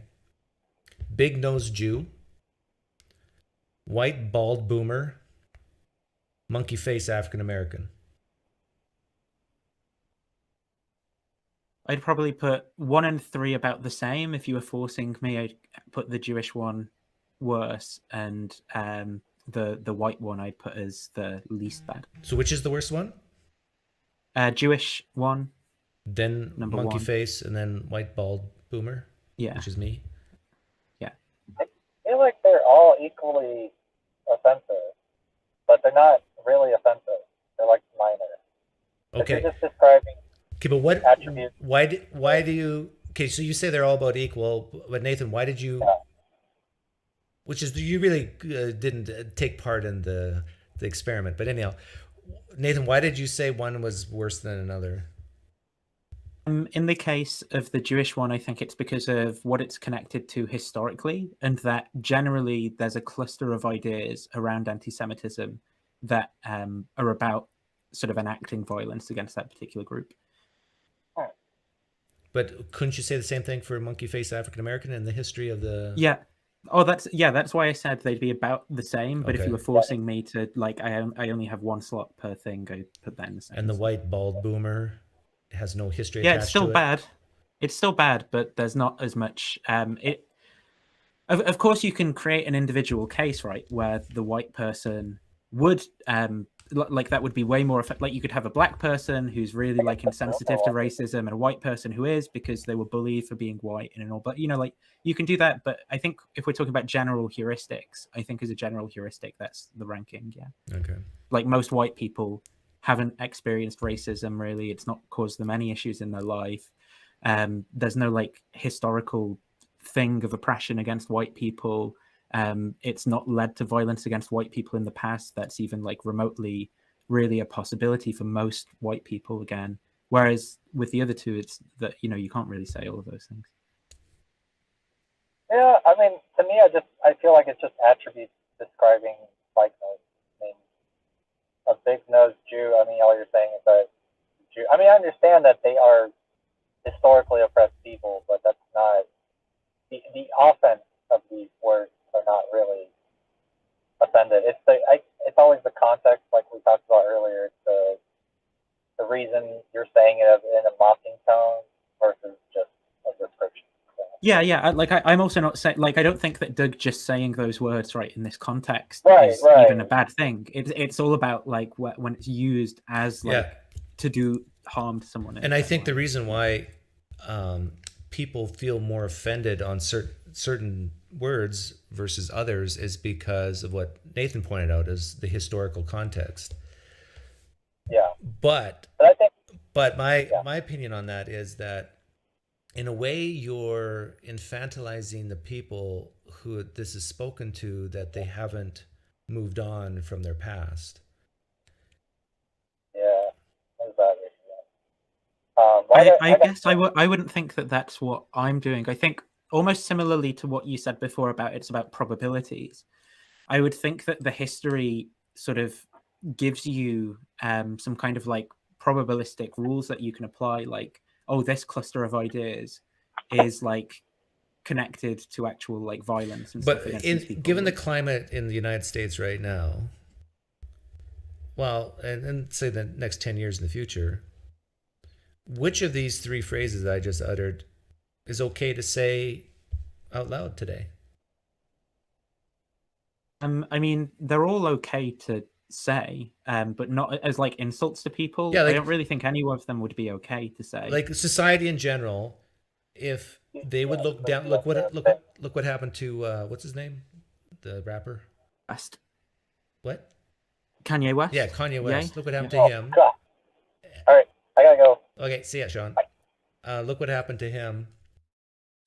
Like the only thing you could say in society today is white bald boomer. I even think that could get you potentially like losing some contracts and things. It really depends on the context, though. You really I agree think so? that one. I don't think so. I think there are contexts where it would. Like, if you imagine like some Malcolm X type person who is sponsored by, I don't know.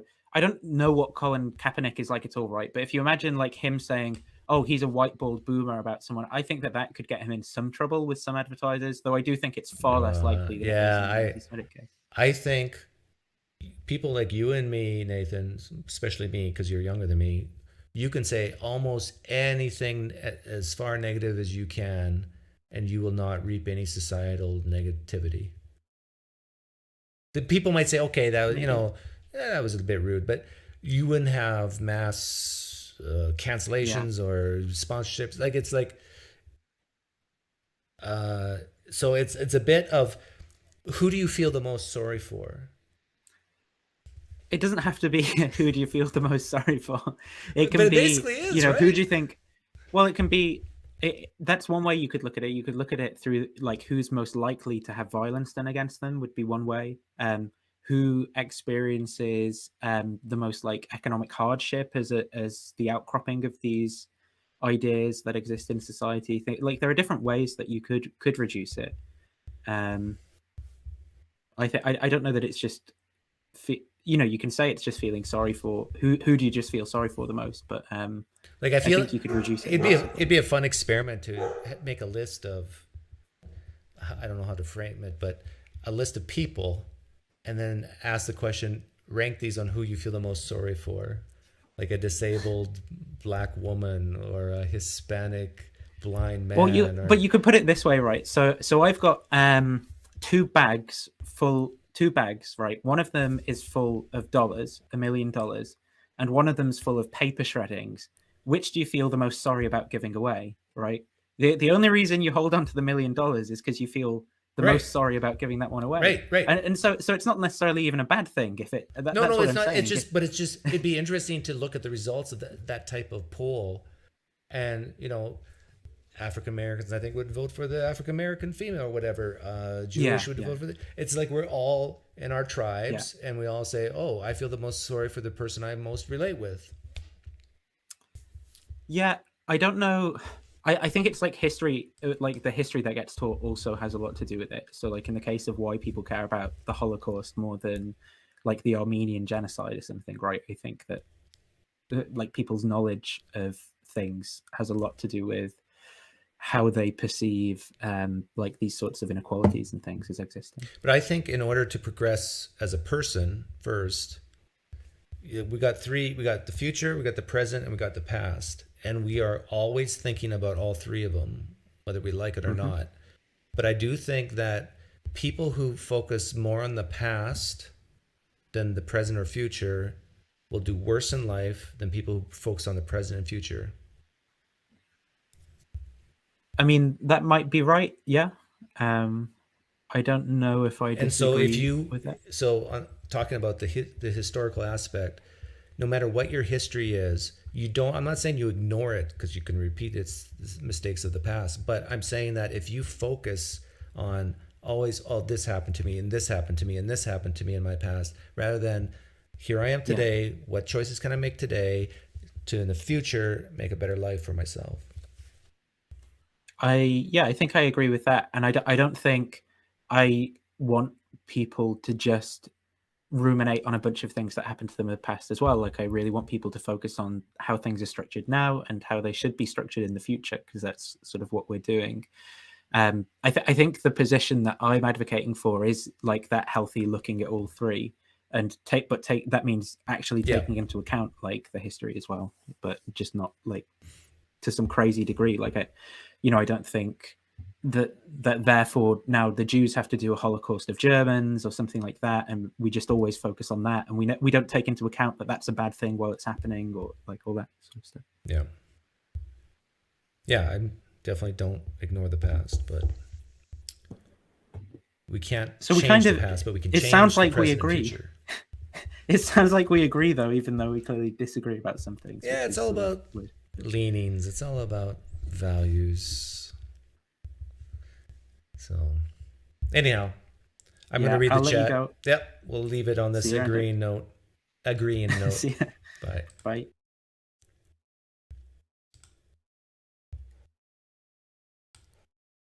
Okay, if you got some, if you want to insult me in the chat, feel free. Call me a bald boomer. Don't you dare talk about the Mennonites in a bad way. Oh my goodness.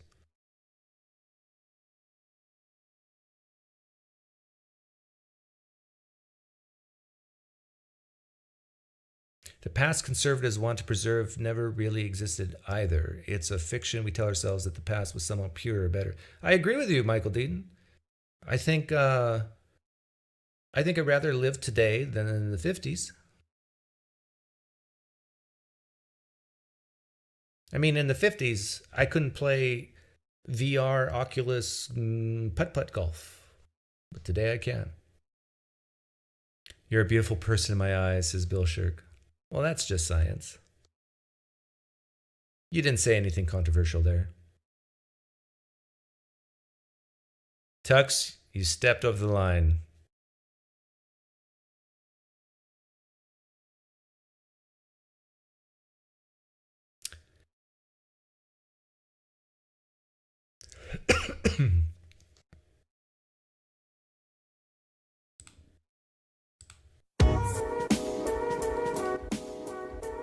So if you came late, Twitter's not going bankrupt. The ad revenue that it lost doesn't make a dent because it was offset with the labor cuts.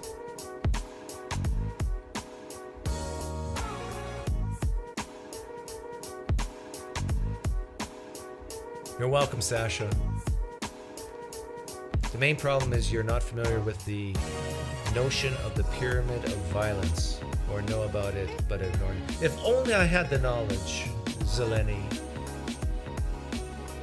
If I only knew what you knew, I would not say the things I say. Is that what you're telling me? Because that's what I get from a lot of Christians too. If only you knew the Bible like I did, Doug.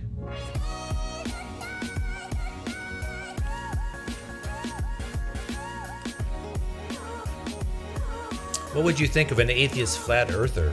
Oh man, if you can find an atheist flat earther, send them my way.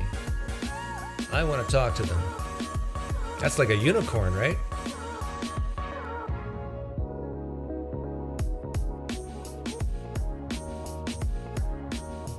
Yeah, it doesn't matter. Sapir Ad, this channel's not monetized yet.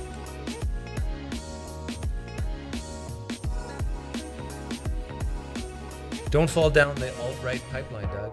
You're forcing me there, Michael Deaton. If I become an alt-right person, it's because of you. You are radicalizing me with all your hate speech towards me.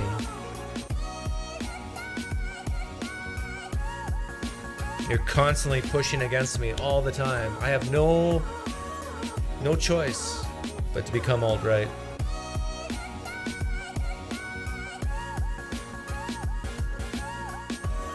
Blood will be on your hands, Michael Deaton.